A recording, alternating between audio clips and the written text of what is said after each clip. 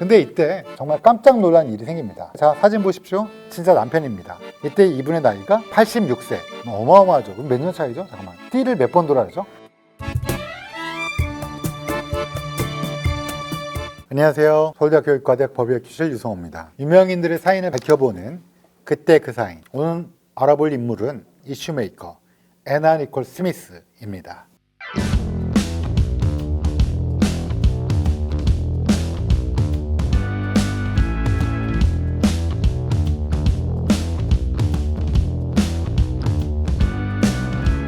애나 니콜 스미스는 1967년생이고요. 키가 1m 82cm라고 해요. 그 어마어마한 체형이진 거죠. 마릴린 먼로처럼 육감적인 데다가 금발의 미녀, 파파라치들이 늘 따라다녔는데 애나 니콜 스미스 영상 하나가 $2,500에서 $7,500, 지금 돈으로 따져도 한 1,000만 원 가까이 되는 돈으로 팔렸다고 해요. 얼마나 인기가 많은지 알 수 있겠죠. 또 이렇게 예쁘면 또 스캔들이 끊이지 않았는데 2007년 2월 8일 그녀의 나이 39세 갑자기 사망하게 됩니다. 그거 되게 이상하죠. 39세면 이제 시작도 안 했는데, 그렇죠? 인생에서 어느 때가 제일 좋은지는 늘 고민이지만 전 단연코 20대는 아닐 것 같아요. 30대, 40대, 50대 갈수록 더 좋아져야지 되는 게 인생인데 39세면 이제 시작인데 그때 사망을 했다. 왜 그랬을까요? 한번 살펴보도록 하겠습니다. 애나 니콜 스미스의 본명은 비키 린 호건이에요. 여러분, 호건 그러면 미국에서 약간 힘센 아저씨 아세요 혹시? 옛날 레슬링 선수 중에 호건이라는 레슬링 선수도 있고 벤 호건이라는 골프 선수 유명한 선수도 있고 그냥 평범한 미국 성이죠. 물론 스미스도 평범한 성이지만 1967년 11월 28일 날 텍사스주의 머에이아라는 동네에서 태어났습니다. 한 7,000명 인구가 우리나라에서 군 단위로 7,000명인 데가 어디가 있을까요? 울릉군이 10,000명이 안 되는 걸로 알고 있는데, 그러니까 울릉군 정도보다 더 사람이 없는 한적한 동네죠. 또 미국은 땅덩어리가 워낙 넓으니까 텍사스면 또 시골에서 백인들이 많이 산다는 생각이 있죠. 그런 동네 아이였는데 가정이 좀 평탄치 않았대요.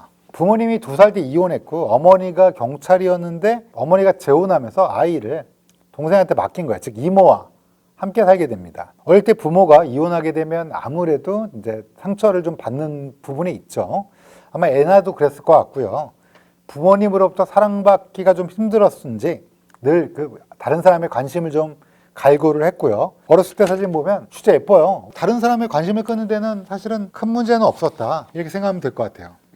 그러다 보니까 이제 인기가 어마어마했겠죠. 애나 니콜 스미스가 15살 때 고등학교를 중퇴하고 레스토랑에 취직하게 됩니다. 미국은 흔해요. 이런 게. 웨이트레스의 일을 시작했는데 그때 이제 이 애나 니콜 스미스를 쫓아다니는 남학생이 아니죠. 이제 남자들이 50여 명이었다고 그래요. 근데 그 중에 그러면 누굴 골랐을까요? 잘생긴 남자? 키가 큰 남자? 돈 많은 남자? 근데 이제 특이한 게 또 여자들의 심리가 딱 한 명, 절대 관심을 안 보이는 남자가 하나 있었대요. 1살 연하의 주방에서 일하던 빌리 웨인 스미스. 사진 보시면 나오는데 아주 이렇게 인기가 좋게는 안 생겼잖아요. 그냥 자기 좋다는 남자랑 했어도 오히려 좋았을 텐데 나에게 이런 건 네가 처음이야. 이런 거죠. 왜 나한테 관심이 없지? 그래서 오히려 이제 자기한테 관심이 없는 사람이 열심히 꼬시니까 넘어오니까 둘이 결혼하게 됐고, 그러면 나이가 몇 살에 결혼했냐? 애나가 17, 남편은 16. 이렇게 결혼을 하고 행복하게 살았으면 참 좋았을 텐데. 근데 이제 아들은 또 나왔어요. 행복한 결혼 생활을 하지 못하고. 왜 그랬냐? 아무래도 애나가 너무 인기가 많고 주변 쫓아다니는데 이제 남편인 빌리는 그냥 관심이 없었을 뿐인데 갑자기 초미녀가 나한테 와서 나에게 관심을 보이고 그러니까 좋아서 결혼했는데 불안하잖아요. 그러니까 밖에 못 나가게 한 거예요. 여러분 생각해 보세요. 180cm의 금발의 17살의 이런 활달한 미녀가 밖에 못 나가게 하고 이러니까 어때요? 답답해서 못 사는 거죠. 그렇게는 못 살아요, 보통. 그러다 보니까 아들을 데리고 남편을 떠나게 됩니다. 돈을 많이 벌어야 되니까 휴스턴으로 큰 도시로 가게 되죠. 옷을 벗고 돈을 버는 스트리퍼가 됩니다. 미국에 스트리퍼 바가 있어요. 근데 미국 사람들도 그런 데를 되게 꺼리낌 없이 갈 것 같이 생각하시잖아요. 근데 제가 NIH라고 이제 공무원 사회에 있다 보니까 제가 한번 가봤냐고 물어봤는데 그런 데를 왜 가냐는 식으로 이제 많은 분들이 또 얘기하더라고요. 그냥 좋아하는 사람은 좋아하는데 미국도 똑같아서 생각보다는 거기에 막 짓궂은 손님들. 그래서 이제 잘 버틸까 그랬는데 근데 애나 니콜 스미스에게는 무기가 있었죠. 스타일이 어마어마했잖아요. 그러니까 이제 가는 곳마다 클럽에서 막 어마어마한 인기를 끄는 거야. 내가 텍사스의 최대 도시 휴스턴에 와서도 되는구나, 인기가 있구나, 돈을 많이 버는구나 이렇게 딱 느끼니까 애나가 어떤 일을 생각을 했냐. 그러면 내 무기를 공개적으로 돈 버는 데 쓰자. 그래서 플레이보이즈에 지원하게 됩니다. 플레이보이즈가 야한 잡지긴 해요. 굉장히 야한 잡지고 뭐 조금 노출이 굉장히 심한 거긴 한데 성인 잡지죠. 여기에 딱 지원을 했는데 표지 모델이 그러니까 진짜 좀 남다른 거 같긴 분명해요. 플레이보이즈는 한국에서도 봤으니까 어둠의 통로로 보는 친구들이 있었으니까 그러니까 이제 그 정도로 유명했으니까 굉장한 거죠. 여러분 아시겠지만 플레이보이즈의 창건호 모델이 그때도 말씀드렸지만 마릴린 먼로예요. 그러니까 왠지 마릴린 먼로와 비슷한 외모의 스트릿바에서 일하던 비혼모가 갑자기 세계적인 시선을 받게 된 거죠. 얼굴이 너무 예쁘니까 이 잡지에서만 끝난 게 아니라 청바지 게스의 모델까지 됩니다. 여러분 게스 알고 계세요? 이렇게 물음표 있고 막 이렇게 지금도 인기가 있나요? 좀 있어요? 오히려 복고로 요즘 다시 인기가 있는 것 같기도 하고요. 저희 이제 1990년대에는 게스가 어마어마했어요. 캘빈 클라인보다 훨씬 더 막 하고 막 이 게스의 세계적인 모델이 되는 거죠. 게스가 그 당시에 얼마나 유명했냐면 클라우디아 시퍼라고 독일계 굉장한 탑 모델이 있어요. 그 사람의 뒤를 이어서 애나 스미스가 된 거예요. 어마어마하게 성공적인 길을 걷게 되는 거죠. 근데 이때 정말 깜짝 놀란 일이 생깁니다. 어떤 일이 생겼냐? 두 번째 결혼을 하게 되는 거야. 뭐 결혼이 뭐가 놀란 거냐? 이렇게 인기도 없고 또 예쁘잖아요. 또 아들은 있지만 새로운 아빠가 나타나면 더 좋은 거 아닌가? 뭐 이렇게 생각하는데 자 사진 보십시오. 시아버지신가요? 이렇게 물어볼 수도 있는데 진짜 남편입니다. 남편의 이름은 제임스 하워드 마샬. 애나 니콜 스미스가 23살에 승승장구하던 때 결혼을 하는데요. 이때 이분의 나이가 86세. 어마어마하죠. 그럼 몇 년 차이죠? 잠깐만. 23에 86이니까 63년 차이죠. 띠를 몇 번 돌아야 되죠? 5번을 돌고도 남죠. 시아버지라고 해도 너무 나이가 많으신 거죠. 아마 시할아버지, 그냥 할아버지. 어떻게 만나게 되냐? 스트리퍼로 일할 때 만나고 있었는데 계속 뜨니까 이 제임스 하워드 마셜이 나랑 결혼합시다 하고 청혼한 거야. 이 할아버지가 그러면 어떤 조건을 갖추고 있어야겠어요? 부자야죠. 야, 우리 너무 속물적인 거 아니에요? 다들 막 이러고 있어요. 부자예요, 부자. 얼마나 부자냐? 석유재벌이래요, 이분이. 16억 달러인데 지금으로 따지면 32억 달러. 포브스라고 미국의 그 경제 잡지에서 400대 부자 기준이 한 30억 달러거든요. 400대 안에 들겠네요. 어마어마한 부자인 거야. 그러니까 어떨까요? 사람들이 난리가 난 거야. 뭐라고 난리가 났냐? 돈 보고 결혼했다. 이게 말이 되냐? 뭐 어떤 사람은 disgusting 막 이렇게 얘기하고 실제로 제임스 하워드 마샬과 애나 니콜 스미스가 사랑했는지 안 했는지는 우리는 잘 모르지만 일단 애나 니콜 스미스가 스트리퍼 때 만났다는 거, 호사가의 입에 오르내리기 쉽고 또 워낙 부자였다는 거, 그리고 나이가 많다는 거, 그리고 대저택과 말을 사줬다는 거, 뭐 이런 것들이 막 엮이면서 킴 카다시안 못지않게 이 사람이 화제 인물이 됩니다. 사실 뒷얘기로는 이런 얘기도 있어요. 제임스 하워드 마샬이 계속 결혼하자고 그러니까 바로 오케이 했을 것 같은데 애나 니콜 스미스가 굉장히 여러 번 거절을 했대요. 왜? 아니 우리가 결혼하면 분명히 돈 보고 결혼했을 거라고 하는데 근데 이제 애나 니콜 스미스가 세계적인 모델이 된 거야. 그러니까 이때는 허락을 했다는 거야. 애나 니콜 스미스도 부자가 될 수 있는, 이렇게 부자는 아니래도 이제 부자가 될 수 있는 상황에서 그때 청혼을 받아들였다는 건 이제는 욕을 안 먹겠지 하고 했을 수도 있다고 생각하는 사람도 있겠고 또 어떻게 보면 진짜 혹시 왜 안 믿으시지? 다 얼굴이 막 뚱한 얼굴이야. 진짜는 아닌가요? 그렇게 믿으면 안 될까요? 또 이때 이제 결혼식에서 가장 유명했던 게 이제 모든 여성들의 꿈, 손가락에 10만 700달러 상당의 22캐럿 다이아몬드 반지가 끼워졌대요. 이것도 어마어마하게 기사가 많이 나서 제가 그때 기억이 많이 나는데 애나 니콜 스미스가 받은 다이아몬드의 크기는 막 이러고 나오고 난리가 났었던 기억이 납니다. 어쨌든 뭐 사진을 보시면 알겠지만 누가 봐도 사실 조금 할아버지가 막 앉아 있고 힘들어 하시는데 근데 이제 좀 그렇긴 해요. 근데 이제 그래도 사실 부부 사이는 아무도 모르는 거니까. 그런데 문제는 안타깝게도 남편이 떠나고 또 애나 니콜 스미스도 39살. 남편이야. 그때 결혼했을 때가 꽤 나이가 많았을 때니까 86세였으니까 아주 오래 산다고 해도 뭐 10년? 근데 이제 애나 니콜 스미스가 39, 40도 안 된 만에 사망했는데 이 결혼과 사망 사이에 어떤 일이 있었을까? 결혼하고 나서 1년 2개월 만에 남편이 사망하게 됩니다. 재산이 얼마라고요? 32억 달러. 남편한테는 다른 가족은 없나요? 물어보시겠죠. 있죠. 전처에 아들이 있었습니다. 그러면 반 나누면 되겠네. 그리고 남편도 실제로 애나 니콜 스미스한테 내가 죽으면 임자, 당신한테 내가 재산의 반을 주겠시우. 뭐 이렇게 얘기한 거야. 근데 실제로 남편이 1년 2개월 만에 사망했는데 유언장을 딱 열어보니까 모든 재산을 다 전초의 아들에게 주겠다. 친아들한테 주겠다고 나온 거야. 어떻게 생각하십니까? 애나 니콜 스미스 입장에서는 인생의 말년을 같이 사랑하면서 보냈다고 하면 아쉬워했겠죠, 당연히. 그래서 어떻게 했냐? 너무 억울하니까 유산 상속 분쟁에 들어가게 됩니다. 첫 번째 재판은 캘리포니아에서는 되게 유리한 애나가 어느 정도의 유산의 지분을 받아야 된다고 판결이 났습니다. 전처의 아들, 이게 가만히 안 있었습니다. 아니 왜 저 여자가 우리 아버지를 막판에 꼬셔갖고 했는데 받을 권리가 없다? 그러면서 이번에는 캘리포니아가 아니라 조금 더 보수적인 텍사스에 와서 소송을 이끌어냅니다. 판결 결과 애나 니콜 스미스는 유산 상속에 권한이 없다라고 판결이 나왔습니다. 근데 좀 이상하지 않아요? 원래 반 주겠다고 했잖아요. 근데 왜 하나도 안 줬을까? 남편은 자신이 죽었을 때 이런 일이 일어날 거라고 당연히 알고 있었어요. 그래서 이 아저씨가 제안한 건 뭐였냐면 애나 니콜 스미스가 레스토랑에서 만났던 자기를 쳐다보지 않았던 친구랑 아들이 있었죠. 그 아들을 내 양자로 만들어라. 자기도 전처에 친아들이 있지만 양자도 원래 아들이에요. 그러니까 어때요? 둘 다 아들이면 나눠 가지면 되지 않냐. 애나 니콜 스미스가 재산을 많이 받았는데 사실 솔직히 $10,000,000 이상의 재산을 받았는데 사실 다 사치로 날렸어요. 그래서 결국은 어떻게 됐냐? 입양을 못했어요. 그러니까 이제 양자로 들이지 못한 거야. 그래서 어떻게 됐냐? 어려웠어요. 법적 분쟁도 심하지. 돈은 없지. 둘 중에 하나는 있어야 될 거 아니에요. 법적 분쟁이 있더라도 돈이 좀 있으면 그 돈으로 변호사 비용 막 쓰면서 뭐 이렇게 하면 좋은데 막 너무 힘든 거야.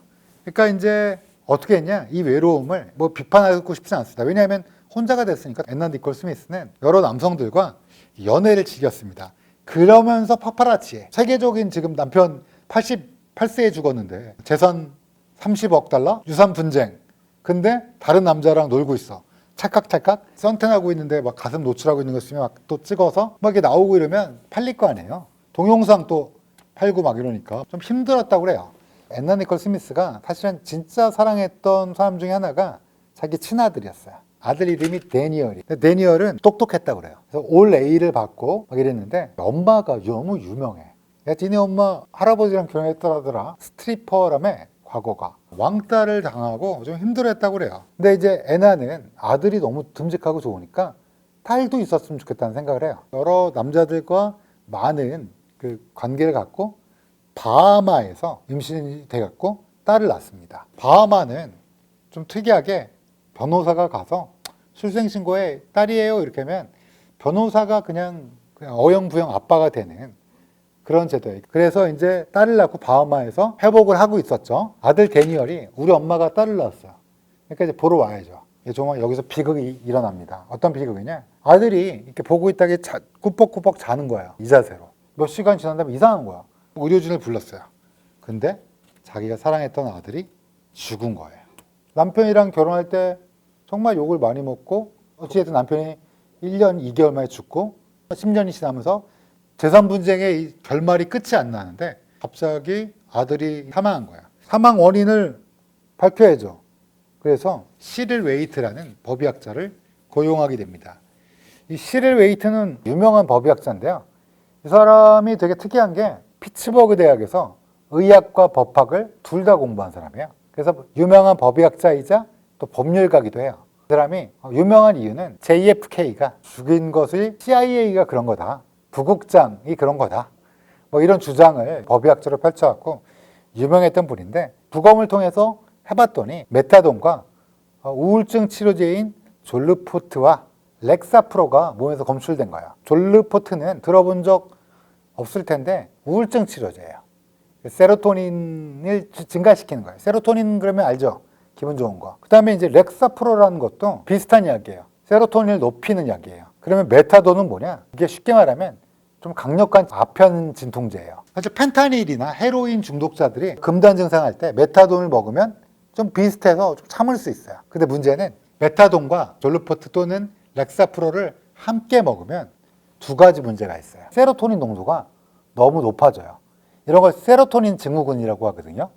세로토닌이 높으면 좋은 거 아닌가요? 아니에요. 이게 의식에 문제가 생길 수도 있고 심한 경우에는 사망에 이를 수도 있고요. 이것보다 더 심한 문제가 있어요. QT 간격이라고 해서 이름이 좀 어려운데 부정맥이 생겨요. 그러니까 메타돈만 먹어도 그럴 수 있고 또 렉사프로만 먹어도 그럴 수 있는데 메타돈과 렉사프로를 함께 먹으면 세로토닌 증후군과 부정맥이 생길 수 있는 거야.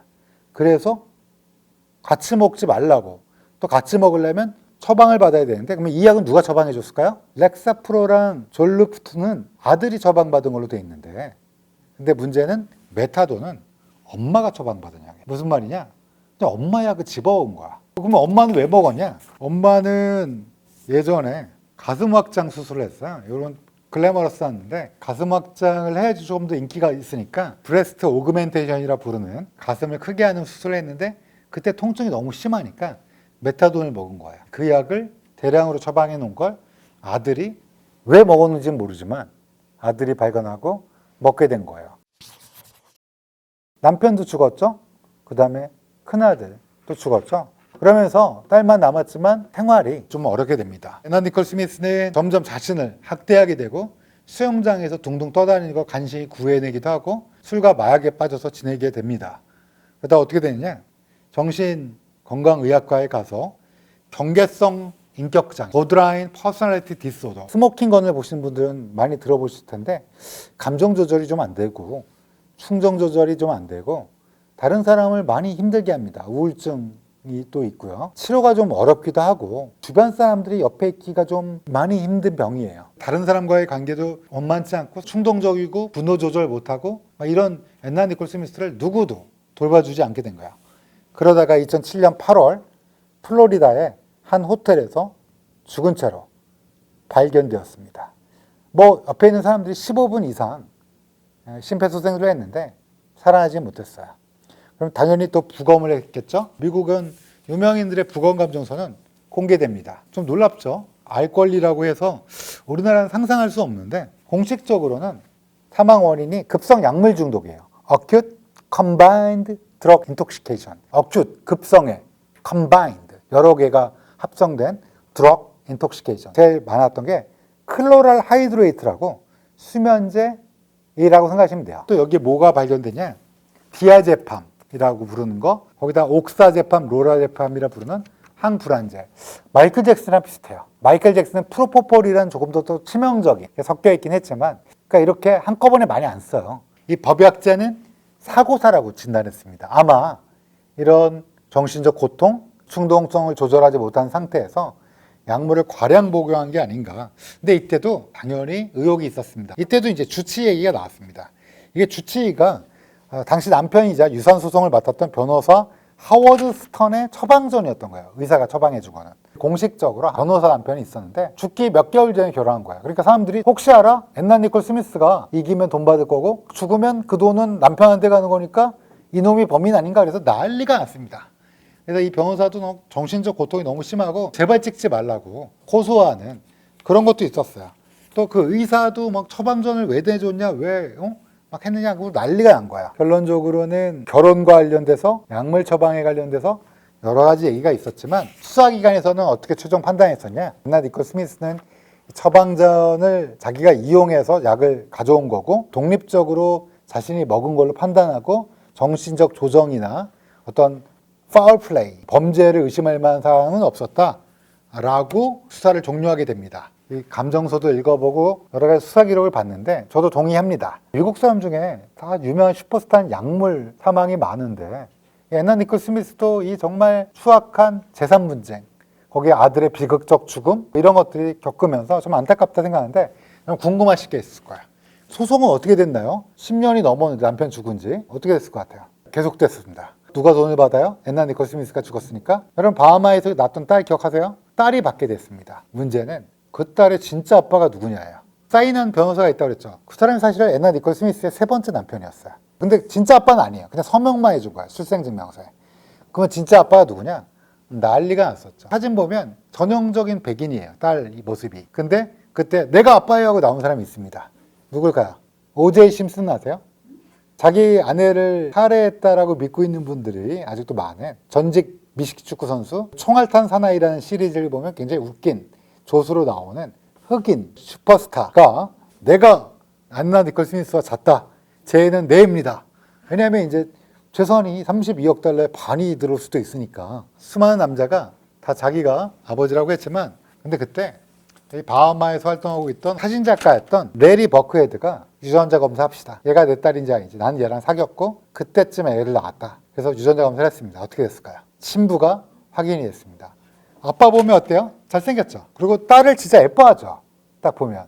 그러면 소송은 어떻게 됐나요? 제일 궁금한 거. 1995년부터 시작해서 쭉 소송이 이어오다가 드디어 2010년에 소송의 판결이 나옵니다. 그 32억 달러의 반은 어떻게 됐을까요? 안타깝게 한 푼도 받지 못하게 됐습니다. 다만 얘는 진짜 아빠를 찾고 사진 보시면 알겠지만 싱글데디로 이 아이를 행복하게 순탄하게 잘 키우고 있다고 합니다. 지금 게스 광고를 봐도 사실 굉장히 명작이에요. 왜냐하면 일반적인 슈퍼모델과는 다른 묘한 매력이 있습니다. 꼭 섹시한 매력이 아니라 뭔가 날것의 매력, 좀 거칠은 매력이 있는 정말 매력적인 여자였어요. 얼굴도 이쁘고 몸매도 좋고 대중의 인기가 참 많았던 이 자신만의 삶을 살 수 있었던 이 애나 니콜 스미스의 삶이었는데 너무 기구하고 너무 일찍 생을 마감했다는 생각이 들게 됩니다. 아마 근본적인 원인은 이건 뭐 제 개인적인 생각이지만 돈이 아니었을까? 저는 이제 사랑을 믿지만 제가 아까 메타돈 먹은 얘기했죠. 가슴 수술하고 너무 아팠대요. 그리고 꽤 오랫동안 아팠대요. 그것도 아마도 돈 때문이었을 거고 63살이 많은 제임스 하워드 마샤가 결혼할 때 어떤 생각을 했을까? 재산의 반을 받지는 못했지만 반을 준다는 얘기가 막 결혼의 동기가 되진 않았을까 싶은 생각은 들어요. 이런 돈 때문에 여러 가지 문제가 생기는 와중에 아들의 비극적인 죽음. 애나 니콜 스미스가 방송에서 이런 얘기를 했대요. 새드 스토리는 돈을 많이 번다. 최악의 스토리는 좋은 얘기보다 50배는 더 번다 라고 말한 거예요. 근데 이때 한 거짓말이 엄마한테 학대받았다는 얘기였어요. 근데 사실은 엄마는 학대는 안 했어요. 그래서 자기 여동생한테 맡긴 거였지, 애를. 결론적으로는 돈에 대한 집착이 그녀를 평생 유산 상속이라는 소용돌이 속에 몰아넣고, 여러분 재판 해본 분은 알겠지만 끝이 없어요. 끝이 없고 이거는 사람이 너무 힘든 상황에 몰리게 돼서, 그래서 저는 개인적으로는 돈, 우리 삶에 중요한 건데 도구로서의 돈이 아닌 목표로서의 돈이 애나 니콜 스미스의 행복, 인생을 망친 게 아닐까, 이런 생각을 해보게 되었습니다. 오늘의 세면톡 여기까지 하겠습니다. 감사합니다. 안녕하세요. 서울대학교 의과대학 법의학 교실의 유성호입니다. 오늘은 그때 그 사인 피카소 편을 진행하도록 하겠습니다.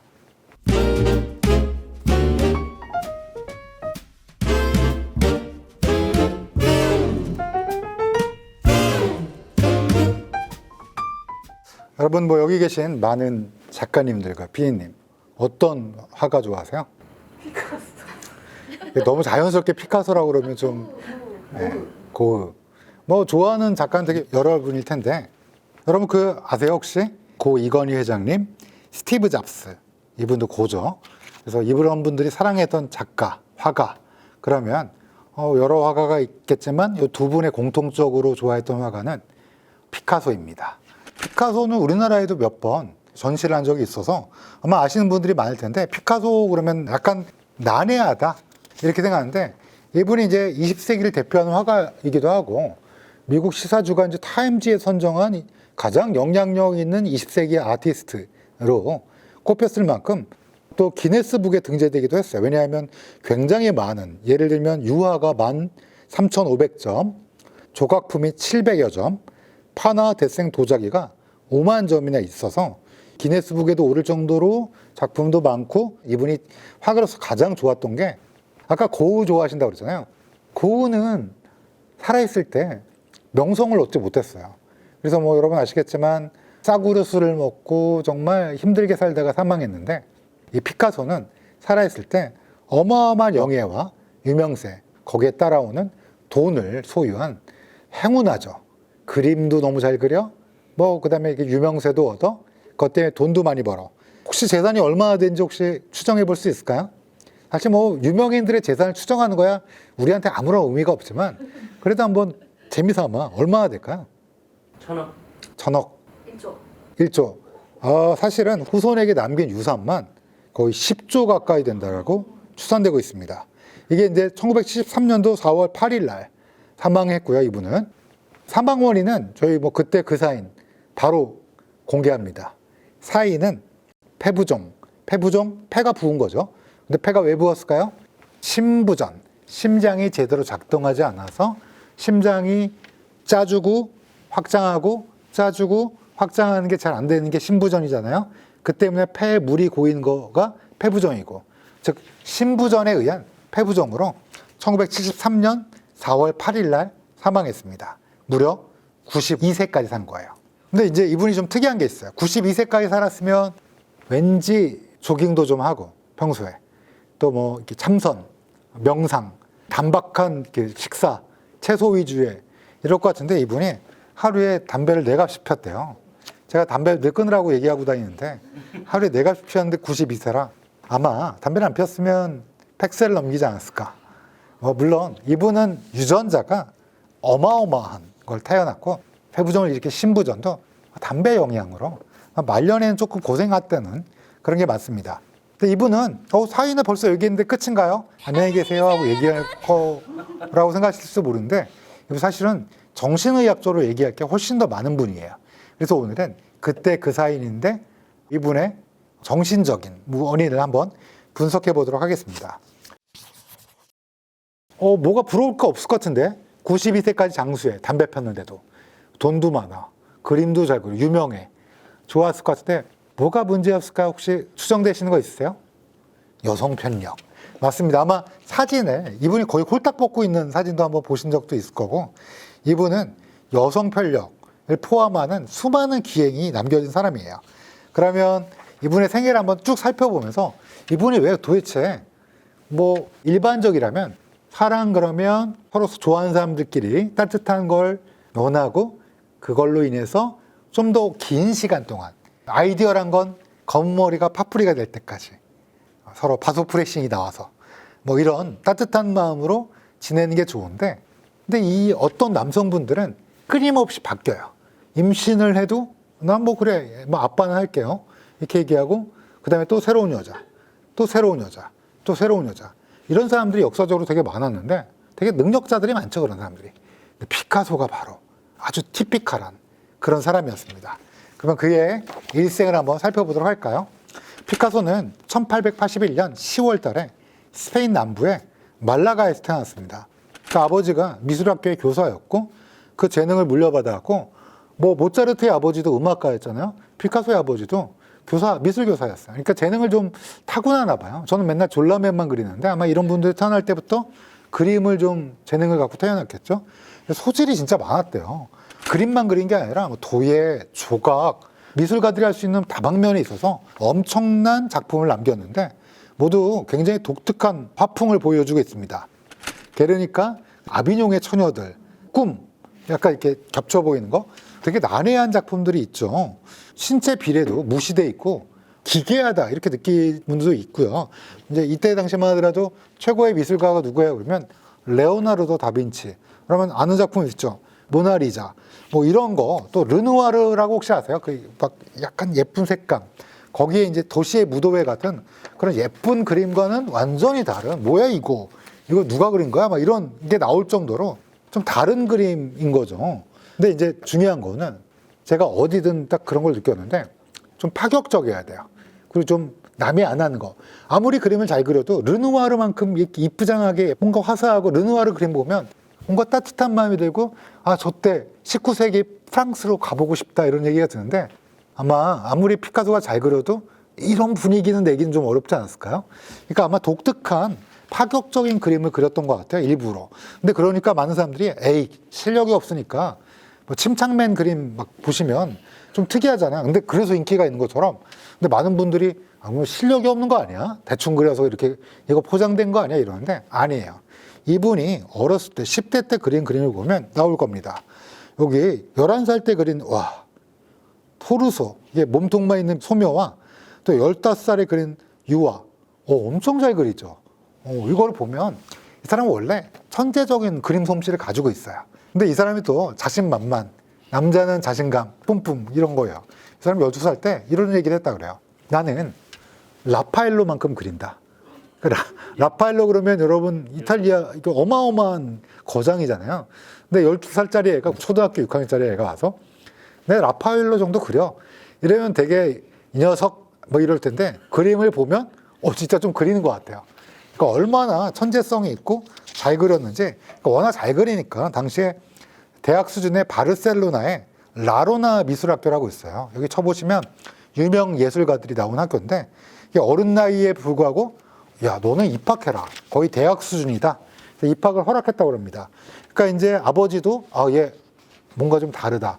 내가 미술교사로 많은 사람들을 가르쳐봤지만 우리 아들은 근데 사실 아버지가 아들을 평가하는 건 좀 잘못된 수도 있는데 진짜 얘는 진짜 잘 그렸나 봐요. 보통 아버지들, 어머니들이 우리 아들은 천재인가 봐 그러다 나중에 학교 들어가면 아니었구나. 나랑 비슷했구나. 보통 이렇게 생각하잖아요. 근데 진짜 이 피카소는 대단한 사람이었나 봐요. 그래서 아마 그 모차르트의 아버지도 아들이 너무 재능이 뛰어나니까 막 한 것처럼 아버지도 엄청나게 하시하게 스타르타 형식으로 아이를 더더욱 왜냐하면 재능이 뛰어날수록 성실하고 많이 해봐야 돼요. 그러니까 막 엄청나게 하고 심지어 이제 좀 특이한 거를 잘 그리게 하려고 비둘기 시체에서 내장을 꺼내서 박제를 만드는 거. 그러니까 미묘한 뭔가 도예가 또는 이런 예술적 감각을 느끼라고 이런 것도 시켰다 그래요. 근데 제 생각에는 너무 어린 때 시신 이런 거 보여주는 건 제가 법의학과에서 그런데 사실 좀 성인이 된 다음에 스스로를 좀 다스리는 그런 훈련이 된다면 게 좀 어떨까라는 생각도 좀 들긴 해요. 근데 이제 피카소가 그래서 그런지 어렸을 때 아버지가 너무 좀 가혹하게 우리도 보통 아버지가 너무 가혹하게 하면 아들들이 좀 성격들이 조금 특히 아들과 아버지는 아버지와 아들이라는 되게 유명한 작품이 있거든요. 문학 작품. 그거 보시면 여러 가지 생각이 드는데 좀 조심해야 될 게 있어요. 특히 아버지가 아들을 양육할 때는. 근데 이렇게 되니까 약간 문제 행동이 좀 피카소가 어렸을 때부터 나왔다고 해요. 우울증, 공격적인 성향, 거기다가 이제 학교에서도 규칙을 잘 안 지키는 거야. 그러니까 지금으로 따지면 누굴 만나봐야 되죠? 맞아요. 오 선생님을 만나야 되겠죠. 그때 당시에 어떤 일이 있었나 보면 막 끊임없이 창가를 두드리고 막 선생님 가만히 있으라고 또 막 난리를 치고 막 이랬대요. 지금 같으면 아마 오은영 선생님을 만나서 진단을 어쩌면 제가 이제 소아청소년 의사는 아니니까 진단을 내리는 건 그렇지만 어쩌면 ADHD, Attention Deficit Hyperactivity Disorder 이게 이제 우리나라 말로는 주의력 결핍 과잉행동장애였을 가능성도 있다고 봅니다. 꼭 그런 건 아닌데 ADHD 논문을 보면 실제로는 예술가들한테 이런 성향이 좀 있다라고 하고요. 레오나르도 다빈치도 ADHD였다라는 그런 논문이 있어요. 또 약간 창의성에 좀 발휘되는 부분이 있다라는 논문이 있습니다. 물론 ADHD가 모두 다 창의성이 있고 모두 다 예술가가 된다는 얘기는 절대 아니고 비율로 봤을 때 그럴 가능성이 조금 나타나는 경우가 좀 있었다. 디스크립티브 스터디라 그런 게 몇몇 있다라는 거지 오해하시면 안 되고 다만 분명한 건 피카소는 어렸을 때 타고난 재능이 있었는데 지나치게 엄격한 교육을 받고 또 타고난 기질과 아마 부모님의 특히 아버님의 그런 강력한 교육 때문에 분명히 정신적으로 또는 행동학적으로 문제가 있었다. 어쩌면 ADHD일 수도 있다. 이게 이제 이 아이의 이 피카소의 시작점인 거죠. 근데 이제 피카소는 자라면서 이제 여자를 좋아하게 됩니다. 근데 남자가 자라면서 여자 좋아하는 건 너무나 당연한 거예요. 딱 그러셨죠, 여기 감독님들 다. 아니 이게 너무나 자연스러운 거야. 남자가 여자를 좋아하고 여자가 남자를 좋아하는 건 뭐 다 자연스러운 겁니다. 근데 문제는 공식적으로, 그러니까 비공식적으로 따지면 훨씬 더 많고요. 공식적으로 아주 잘 알려진 여성만 7명에서 12명인 거야. 그냥 뭐 나는 10명도 사귀어봤는데 뭐 이런 거 말고요. 실제로 깊은 관계, 우리가 보통 생각하는 깊은 관계를 가지고 이런 같이 산 생활을 영위했던 근데 계속 바꿔가면서 했기 때문에 7명에서 12명의 여성 편력이 있는 거예요. 제가 지난 시간에 바소프레신 수용체 유전자와 바람기와 관계가 있다라고 여러분께 한번 말씀드린 적이 있는데, 어쩌면 우리 피카소, 거장 피카소는 바소프레신에 문제가 있었을 게 아닌가, 이런 생각이 들 정도로 수많은 여성들을 만나게 된 거예요. 여러분 생각하기에 그런 게 있죠. 이렇게 많이 만났으면 좋아하는 여성상이, 예를 들면 레오나르도 디카프리오, 특정 연령의 특정 그 인종의 특정, 약간 우리가 떠오르는 레오나르도 디카프리오의 여성상을 쭉 보면 그런 게 있는데, 이분은 되게 특이한 게 학력, 얼굴, 몸매, 취미, 국적, 직업, 심지어 기혼 여부와도 상관없이 웃기죠. 미혼, 기혼을 가리지 않고 수많은 여자와 사랑에 빠졌다고 합니다. 그렇죠? 좀 문제점이 있죠. 지금 보면 천하의 나쁜 XX, 실제로 천하의 나쁜 XX가 맞아요. 자, 근데 공통점이 있습니다. 딱 하나. 제가 방금 얘기한 학력, 얼굴, 몸매, 기혼 여부 다 상관없었는데 딱 하나. 뭐가 있을까요? 힌트. 레오나르도 디카프리오랑 비슷해요. 네. 그게 모두 20대라는 거야. 20대 이하라는 점. 예를 들면 이런 거야. 올리비에라는 여성이 있었는데 23세. 에바라는 여성은 26세. 올가 26세. 마리 17세. 이건 좀 심하다. 그쵸? 나쁜 사람이에요. 그 다음에 도라 29세. 질로 21세. 제클린 27세. 제가 벌써 말씀드린 사람만 가장 최소로 잡은 사람이 7명이에요. 근데 이게 이제 20대 때 이런 여성과 사귀면 뭐 그럴 수 있죠. 30대도 좋아요. 40대부터는 그 스윗 40라고 해서 별로 여성들이 안 좋아하잖아요. 20대랑. 네, 근데 문제는 70대에도 이랬다는 거야. 이분이 92세에 죽었잖아요. 70대에도 손녀뻘인 10대와 20대 여성과 사랑에 빠진다. 이거는 천하의 나쁜 XX. 가장 먼저 만난 사람은 피카소가 23살 때 만난 여성이었어요. 페르디난도 올리비에 또는 페르낭도 올리비에. 10대에 결혼했는데 남편을 잘못 만났어요. 남편이 폭력적인 남편이에요. 그래서 파리로 도망쳐서 살아가고 있었는데 그때 피카소를 만난 거예요. 그러니까 이제 유부녀였죠. 유부녀. 이건 이해가 가요. 왜냐하면 남편이 나쁜 놈 만나갖고 폭력인데 아무래도 도와주다가 사랑에 빠진다. 이거는 로맨스 영화 같은 데 나오잖아요. 근데 이제 이 여성과는 8년간 동거를 했는데 이때 피카소의 화풍이 확 변합니다. 전에는 청색시대라고 불릴 만큼 푸르스름해요.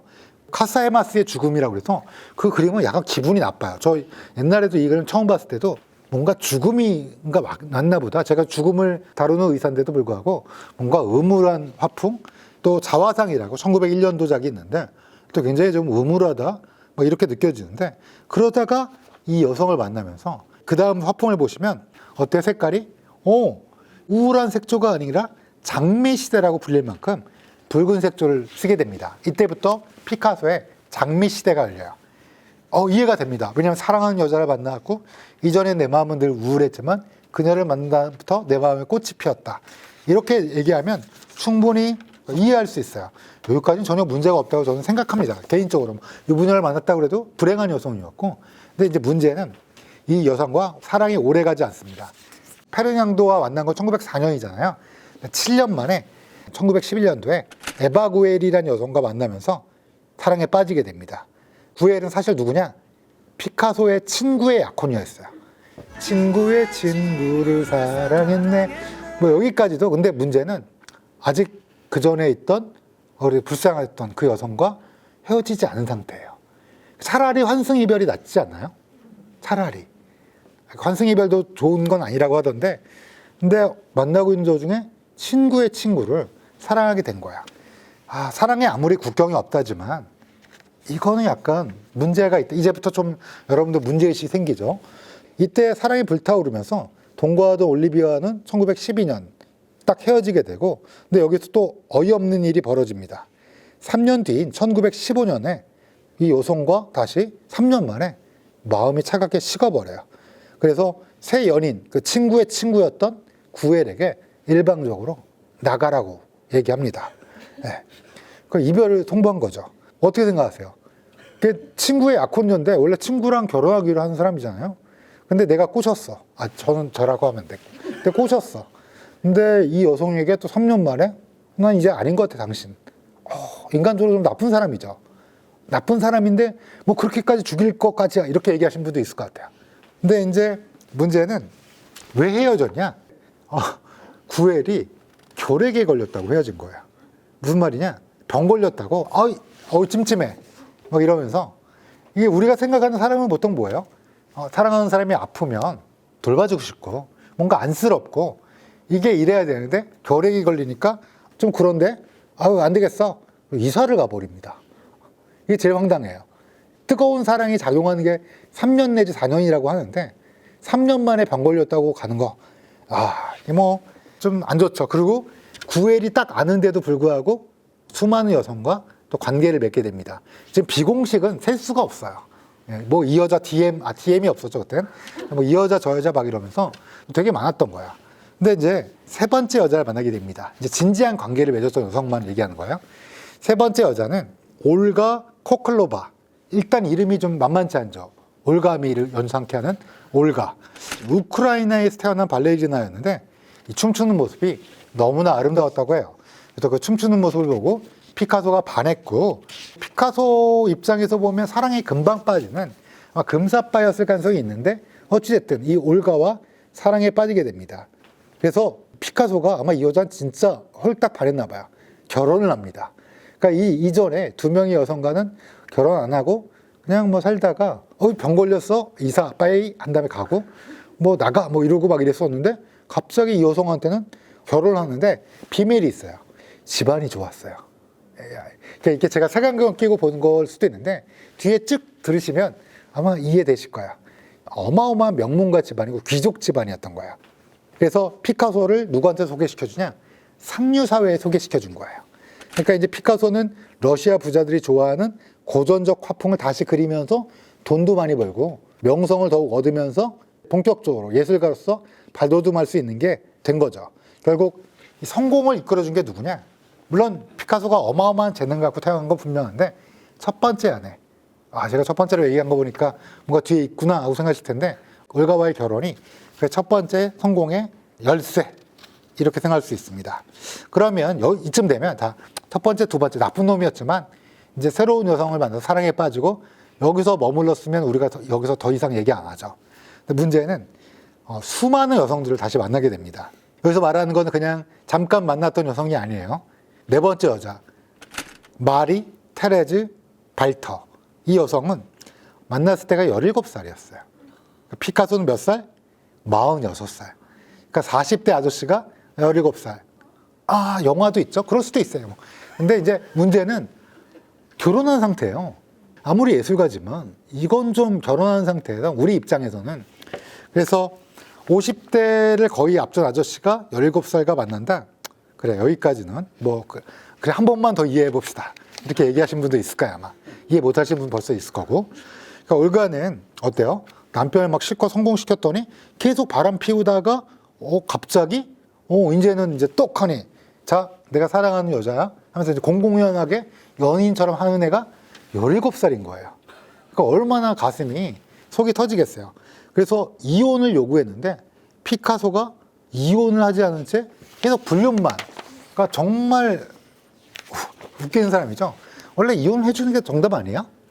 여기까지는 뭐 한국에서도 꽤 뭐 우리 주변에서도 볼 수 있잖아요. 근데 왜 이혼을 안 해줬을까요? 힌트. 올가는 상류층 귀족의 자제다. 거기다가 올가와의 결혼 생활이 꽤 길었다.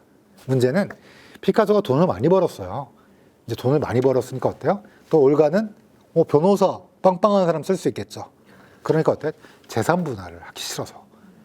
돈도 되게 많이 벌었는데 재산 분할, 사실 돈을 올가 때문에 많이 벌었잖아요. 근데도 이제 재산 분할을 하기 싫으니까 절대 이혼은 안 된다. 이렇게 된 거예요. 이런 면모 때문에 많은 그 정신분석학자들은 혹시 나르시시스트가 아니냐, 피카소가. 나르시시스트는 아마 스모킹건을 보신 분들은 아마 그 나르시시스트에 대해서 나온 적이 있는데요. 인격장애예요.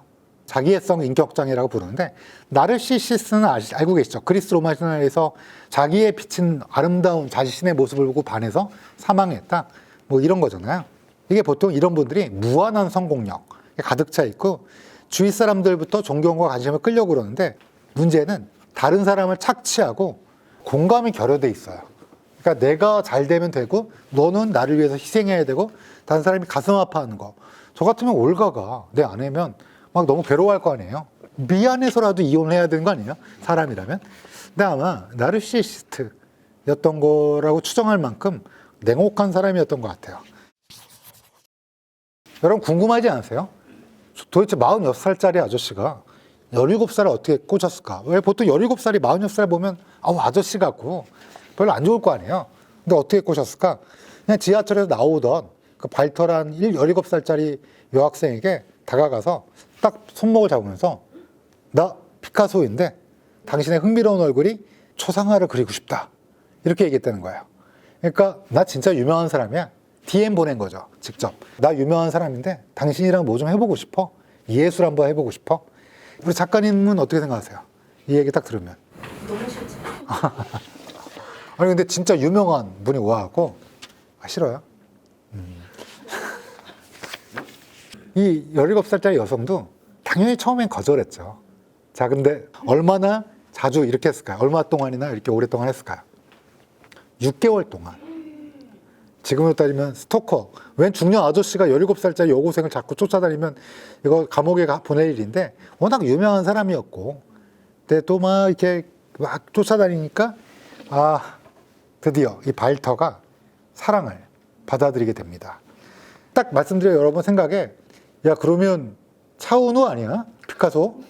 잘생겼나 보지. 46살이라도 뭐 연예인도 막 뭐 50대라도 잘 나가더라. 막 이렇게 얘기하실 거 아니에요. 근데 어때요? 이분이 피카소 키가 155cm래요.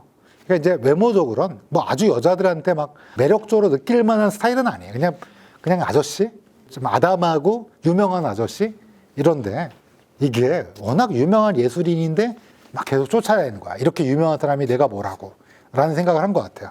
그래서 이제 발터는 16살 때부터 본격적으로 동거에 들어가기 시작합니다. 여러분 제가 아까 말씀드린 피카소의 유명 작품 중에 이렇게 막 이렇게 꿈이라는 작품이 있어요.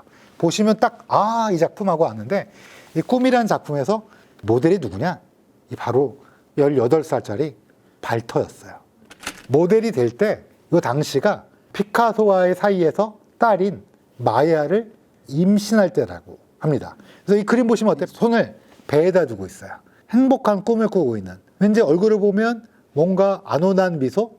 이런 걸 짓고 있는 듯 하죠. 근데 이제 피카소한테는 발터가 좋았던 게 발터가 18살부터 동거를 시작했잖아요. 17살에 꼬셔갖고. 그러니까 엄청나게 순종적이었대요. 근데 아까 진짜 부인은 올가. 올가는 누구예요? 부잣집 딸이에요. 상류층 딸. 그거 어때요? 자기 주장이 강하고 피카소로부터 성공을 이끈 동업자잖아요. 그러니까 이제 피카소는 아마 발터가 너무 좋았던 거예요. 왜냐하면 내 말 잘 듣지. 어린애니까. 거기다가 어렸을 때부터 마치 이제 자기가 막 유명한 사람이었으니까 약간 존경하는 듯한 이런 모양이 끼니까 이게 이제 사랑인지 아니면 뭔가 이런 이상한 감정인지 사실 의심스러운 게 좀 분명히 있죠. 근데 이제 발터의 또 하나의 이 성장 배경을 보면 살짝 이해가 가는 게 아버지가 없으셨대요. 어렸을 때부터. 그러니까 아마 어떤 나이 든 남성에 대한 그 믿음직한 그런 거를 약간 어렸을 때부터 약간의 무의식에서 그런 게 있었을 가능성이 있는데 그게 아마 이런 결정적인 이런 게 하게 된 게 아닌가. 여기까지 해도 그래 예술가니까 올가가 좀 심했나? 이렇게 이해하시는 분도 어쩜 있을 수 있을 것 같아요. 저는 사실 여기까지 딱 듣는 순간 이렇게 발터에서부터 약간 이건 아닌데 아무리 생각해도 이건 아닌데라고 생각하는데 이제 문제가 8년 동거를 했어요. 근데 점점 피카소는 이 발터가 싫어지기 시작한 거예요. 왜? 너무 순종적이야. 이게 진짜 나쁜 놈 아니에요? 제가 그리고 이게 어렸을 때부터 자기랑 살았으니까 뭔가 사회생활을 하거나 뭔가 이렇게 매너를 배울 기회가 없잖아요. 그러니까 뭔가 무식하고 품위가 없고 뭐 이렇다고 무시하기 시작한 거예요. 진짜 나쁜 놈이야. 지가 어렸을 때부터 데리고 살았는데, 그치? 그러니까 이 사람이 정상적으로 직장 생활도 하고 다른 사람 만났으면 충분히 어렸을 때 배워야 될 여러 가지 것들을 자기 때문에 못 배웠는데, 좀 화가 나죠. 그랬는데 막 구박을 하면서 정반대의 매력을 지닌 애인을 찾기 시작한 거예요. 그래서 46살에 꼬셨다고 그랬죠? 근데 8년을 지났어요. 그러니까 55살쯤 됐는데, 근데 이때쯤 이제 새로운 여자를 또 사냥을 나선 겁니다. 그래서 만난 여인이 누구? 도라 마르라는 여성입니다. 이번 여성은 조금 나이가 있어요. 그런데도 29살이에요. 나이가 많은데 20대. 가장 아름다울 때죠. 그러니까 26살 연한 거예요. 와, 진짜 이상하죠? 뭔가 매력은 있나 봐요. 이 도라마르는 여러분, 여기 그림 나올 거예요. 우는 여인이라고, 이게 막 이상한, 뭐, 입이 여기 달렸다, 저기 달렸다. 이 우는 여인의 모델이에요. 도라는 이전 연인, 어렸을 때부터 같이 살았던 발토와는 완전 정반대였어요. 도라는 아무래도 29살, 사회생활이 많았잖아요. 굉장히 자기 주장이 강하고 뭔가 독립적인 여성? 이런 거였어요. 근데 문제는 그래도 사람이라면 발터랑 헤어진 다음에 도라랑 만나야 되잖아요. 근데 이 나쁜 놈이, 이 피카소는 발터와 도라를 더블 데이트를 한 거야. 그러니까 막 양다리 막. 근데 부인은 올가가 또 있어. 지금 개판이죠. 올가가 있는데 발터랑 살았는데 얘 순종적이야, 너 무식해, 싫어. 그리고 도라를 만나는데 얘랑도 안 헤어져. 지금 그러니까 본처 집에 갔다가 도라 집에 갔다가 발토 집에 갔다가 완전한 이상한 거. 피카소가 더 나쁜 게 두 여자가, 즉 도라와 발터가 자신을 두고 경쟁하고 질투하는 거를 즐겼다고 합니다. 그러니까 발터한테 가서 도라가 말이야, 그리고 이제 도라한테 가서 발터가 말이야, 막 이러면서 또 올가와는 이혼도 안 해줘요. 제발 이혼 좀 해줘 이러는데 이혼도 안 해줘요. 근데 이제 여기서 문제가 이제 한 또 6년쯤 지나니까 61살에 61살에 또 여성을 쫓아다닙니다. 무려 자기보다 40살이 적은 진로라는 여성을 쫓아다녀요. 그리고 이제 누굴 쫓아냈을까요? 도라를 쫓아냅니다. 그러니까 이제 올가, 발터, 도라인데 도라 나가! 이제부터는 진로야 하고, 이게 마시는 진로 말고 진로입니다. 진로. 그래서 이분은 어떻게 보면 정말 이상하고도 특이하고도 정말 나쁜 사람이에요. 그쵸?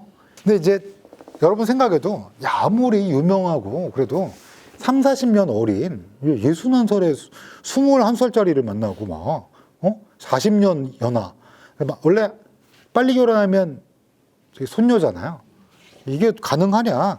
근데 문제는 빠질 수 없는 마성은 있었나 봐요. 거의 대부분 피카소가 이별을 구했대요. 나가. 막 이렇게 얘기했다는 거예요. 자기가 이사를 가든지.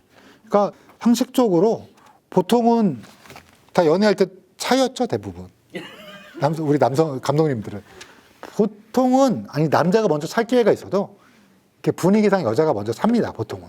관계가 더 이상 옛날처럼 되지 않는다는 걸 느끼고, 남자도 느끼고, 여자도 느끼고, 그렇다면 먼저 결단을 내리는 게 보통은 여성이에요. 그리고 남자는 주저해요. 왜냐하면 그 인연의 끈을, 그 질질 끄는 면이 남자가 훨씬 강해요. 그러다 보니까 여성들이 먼저 선호하는 경우가 많은데, 놀랍게 피카소는 나르시시스트니까, 이제 아니야? 끊어요. 그래서 많은 여성들이 헤어짐을 당한 다음에 정말로 많이 슬퍼하고 정신장애까지, 우울증까지 있었다는 얘기가 굉장히 많은 거 보면, 뭔가 돈이 많아서 그런 거 아니에요? 그런데 돈만으로는 설명이 안 되는 예술가적인 매력은 분명히 있었던 것 같아요. 나쁜 사람인 건 분명함에도 불구하고 매력은 있었다. 근데 이제 그 여자를 꼬실 때, 아까도 얘기했지만 내 그림의 모델이 돼주세요. 너무 유치하잖아요.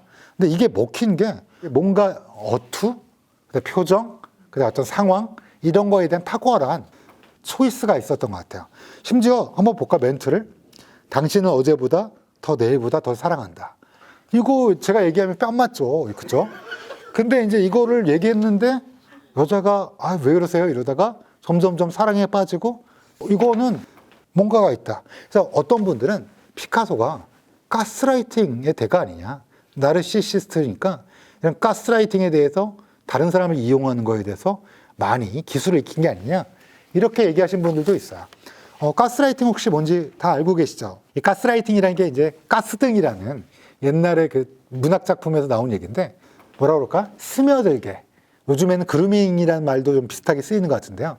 뭔가 천천히 이거를 나에게 종속되게, 나에게 벗어나지 못하게 하는 거. 이런 거를 가스라이팅이라고 많이 얘기하는데요. 어쨌든 이렇게 피카소는 그런 기술이 분명히 있지 않았나 라는 생각이 들고요. 그래서 이 진로 아까 기억나시죠? 이 진로는 21살짜리 61살에 만난 이런 가스라이팅에 당하지 않았던 거의 유일한 여성이라서 진로가 딱 와보니까 이상한 거야, 이 사람. 근데 진로가 또 자기 친구를 소개시켜줬어, 여자애. 바람났어. 근데 이 여성분은 잘 안 나와요. 왜냐하면 그냥 스쳐가는 바람이 워낙 많아서 원오브 댐이었던 것 같아. 예를 들어 발터라든지 이런 사람은 친구랑 바람나도 돌아오세요 이런 거였는데 이 진로는 얘 뭐야? 미친 거 아니야? 그러니까 사랑에 빠지긴 했는데 61살짜리 할아버지랑 아저씨랑 근데 이걸 차버렸다는 거야. 그러니까 아마 거의 유일하게 가스라이팅을 당하지 않은 이거라고 그래요. 근데 문제는 웃긴 건 피카소가 이별을 선고당한 게 진로가 처음이라는 거야. 이전까지 내가 찼어. 나는 차기만 하고 너는 날 찰 수 없었는데 차임을 당한 거야.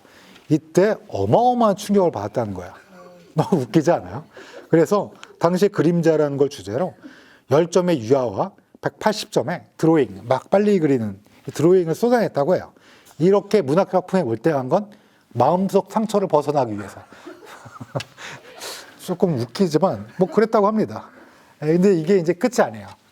1954년도에 7번째 여인 제클린을 만나게 됩니다. 이 제클린은 이때가 28살. 이때 몇 살이게요? 72세예요. 72세 때 28살짜리 44년 차이네요. 만나게 됩니다. 이때 또 피카소 어떻게 꼬셨을까? 28살짜리 아가씨를 꼬시는 거. 집 사준 게? 집 사주는 거 좋은데요, 그것도. 예술가잖아요, 그래도. 매일매일 장미 한 송이를 6개월 동안 줬다는 거야. 난 그래도 이해가 안 가. 72세 할아버지가 지금 우리 저기 매일매일 꽃 한 송이 갖다 주면 어때요? 무섭죠? 경찰에 신고할 것 같은데, 어떠면. 이 할아버지 이상해요, 말하면서. 근데 아마 매력이 있었나 봐요. 그래서, 자, 정리해보면 이런 거죠. 올리비에, 구엘, 올가, 발터, 도라, 질로, 로크, 제클린까지 7번째입니다. 그리고 80세가 되던 해에 1961년 올가 기억나세요? 첫 번째 부인 지쳐 사망합니다. 먼저 떠났어요.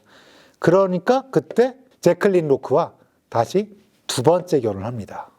다행히도 이 두 번째인 제클린을 마지막으로 더 이상 아마 체력적인 한계가 이제 더 이상은 또 신부전이 담배 하루에 4갑씩 피면 이제는 그만둘 때도 아마 담배 안 피웠으면 죽기 전까지도 그랬을 수도 있는데 그리고 이제까지의 많은 수많은 알려진 것만 7명, 좀 더 자세히 하면 12명, 그리고 스쳐가는 사람까지 하시면 거의 100명이 넘는 이런 사람과의 관계를 정리하고 뭘 했냐? 놀랍게 작품 활동에 몰두합니다. 죽기 12시간 전까지도 그림을 그려서 평생 5만 점의 예술 작품을 남긴 거예요. 그러니까 예술가로서는 정말 평범하지 않은 천재에다가 난 사람이란 건 분명한데 그의 사생활을 알게 되고 그의 뭐라고 그럴까 정신학적인 걸 보면 이건 좀 아니다 생각을 하게 됩니다.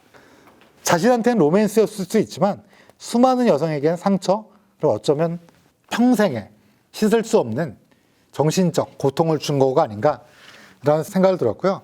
이게 대표적인 게 올가가 왜 죽었느냐? 그때 그 사이니까 암에 걸려 사망했는데 이게 아마 평생의 스트레스. 그러니까 내가 애정이 없는 사람이라도 남편인데 늘 자신보다 훨씬 젊은 여자와 보란 듯이 공식성상에 맨날 사진 찍히고 내 새로운 여인 진로입니다. 새로운 여인 로크입니다. 뭐 진로와는 헤어졌어요. 뭐 이런 식으로 하니까요. 이게 너무너무나 스트레스를 많이 받았을 것 같아요. 그래서 암으로 사망했고요. 여러분 혹시 17세 발터 내 그림의 모델이 돼주세요 했던 그리고 나중에 구박했던 발터 기억나세요? 발터는 홀로 피카소를 그리워하다가 스스로 목숨을 끊게 됩니다. 이후에 만난 도라 기억나세요? 도라는 피카소와 이별한 후에 정신적으로 문제가 생겨서 정신병원에서 일생을 보내게 됩니다.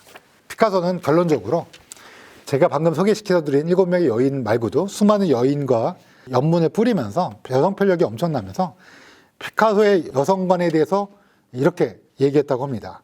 여자는 두 부류다. 여신과 현관 발매트. 제가 그런 거 아니에요. 지금 피카소가 그럽니다. 무슨 말이냐?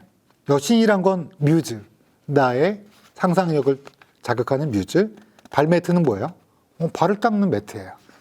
그러니까 사랑했던 여인도 헌신짝처럼 져버리는 그의 여성관을 잘 볼 수가 있고, 아까도 말씀드렸지만 피카소가 만난 방금 말씀드린 여성 7명 중에 2명이 스스로 목숨을 끊었고 2명이 정신 이상, 1명이 이른 나이에 알 수 없는 질병으로 사망하게 됩니다. 결론적으로는 그가 사랑했던 여성 중 대부분은 불행한 마지막을 보내게 됩니다.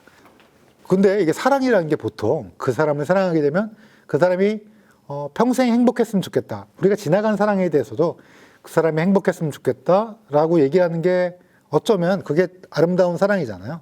근데 이렇게 하나같이 불행에 빠뜨린 이게 정말 사랑일까? 아니면 그의 단순한 집착? 뭐 이런 것들이 고민되게 돼요.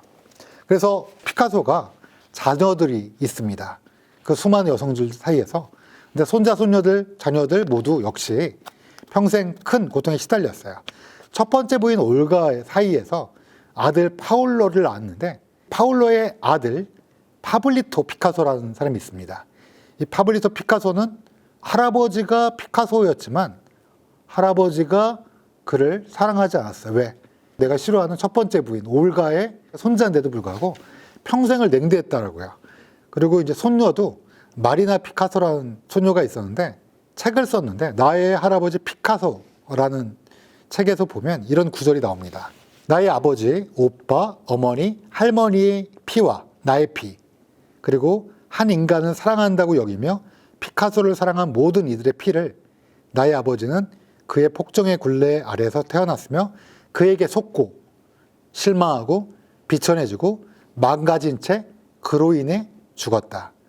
냉혹하게도 그의 가학 취미와 무심함의 놀이개가 되었던 오빠 파블리토는 24세 나이에 스스로 목숨을 끊게 되었다. 더 자세한 표현이 있는데 유튜브 정책상 말씀드릴 수 없습니다. 결론적으로 말씀드리면 피카소는 그를 사랑했던 여인만 불행하게 한 게 아니라 그의 후손들도 냉대와 그의 나르시시스트적인 성격에 의해서 수많은 마음속의 상처를 일으키면서 스스로 목숨을 끊게 하거나 정신적 고통에 이르게 했어요. 이걸 누가 공개했느냐? 이 모든 거를 손녀딸인 아까 말씀드렸던 마리나 피카소가 이 불행한 가족사를 모두 정리해서 2015년 아까도 읽어드린 나의 할아버지 피카소라는 책을 출간해서 피카소의 죄상, 피카소의 추악함을 낱낱이 밝히게 됩니다. 또 피카소와 관련된 모든 흔적, 그가 살았던 집, 그리고 그가 가지고 있던 그림. 왜 보통 우리가 할아버지가 유명한 화가면 내가 가지고 있고 우리 가족들이 미술관을 열 수도 있고 이렇잖아요. 그의 그림은 소장하고 싶지 않다라고, 그가 남겨진 흔적은 모두 갖고 싶지 않다라고 해서 팔아버리게 됩니다. 결국 이 모든 게 그와 관련된 고통스러운 옛날의 기억을 청산하기 위해라는 모든 가족들의 얘기를 들어보면 사실 천재적인 예술가지만 나쁜 사람, 그리고 나쁜 사람을 넘어서 추악한 인간성을 가진 사람이 아니었을까. 그리고 잔인한 남봉꾼, 이 정도로 정리할 수 있을 것 같습니다. 다시 한번 말씀드리지만 그때 그 사인 피카소는 91세에 사망했고요. 사망 원인은 신부전에 동반된 폐부정. 이거는 거의 우리가 흔히 얘기하는 자연사에 가깝습니다. 나쁜 사람이었지만 천수를 다했어요. 그런 사람 있죠? 몇몇 우리가 아는 사람들 중에. 그래서 그의 사후 지금 50년이 지난 지금, 그럼에도 불구하고 그의 사생활은 모든 사람이 다 치를 떨고, 이걸 들은 사람들은 정말 그럴 수 있을까? 나쁜 사람이구나 얘기하지만 문제는 그의 천재성이, 아우라가 이 모든 걸 덮고 있습니다. 여전히 피카소는 천재적인 화가로서 칭송을 받고 세계 곳곳에서 전시되고 있습니다. 물론 피카소는 어마어마한 화가예요. 원근법과 명암법 등 기존 회화 법칙을 모조리 무시하고 독창적인 화풍, 여러분 딱 보면 이게 무슨 그림일까 하는 것들을 남겼고요. 심지어 자신이 만든 것도 끝까지 고집하지 않고 그때그때 버립니다. 신고전주의, 물론 러시아 부자들을 위해서지만 여러 가지 입체주의, 그다음에 초현실주의 등 다양한 화풍을 받아들이고 혁신을 일으키고, 그야말로 미술계에 있어서는 어마어마한 사람이고, 그렇기 때문에 우리가 천재라고 느끼는 스티브 잡스, 이건희 회장 이런 분들도 그의 그림을 사랑할 수밖에 없는, 인간보다는 그의 그림, 천재적인 혁신을 추구하는 그런 그림을 사랑할 수밖에 없지 않았나 이렇게 생각합니다. 피카소의 병명 한번 들어볼까요? 마지막으로. 피카소는 일생에 대해서 이렇게 얘기했어요. 자신의 여성 편력에 대해서.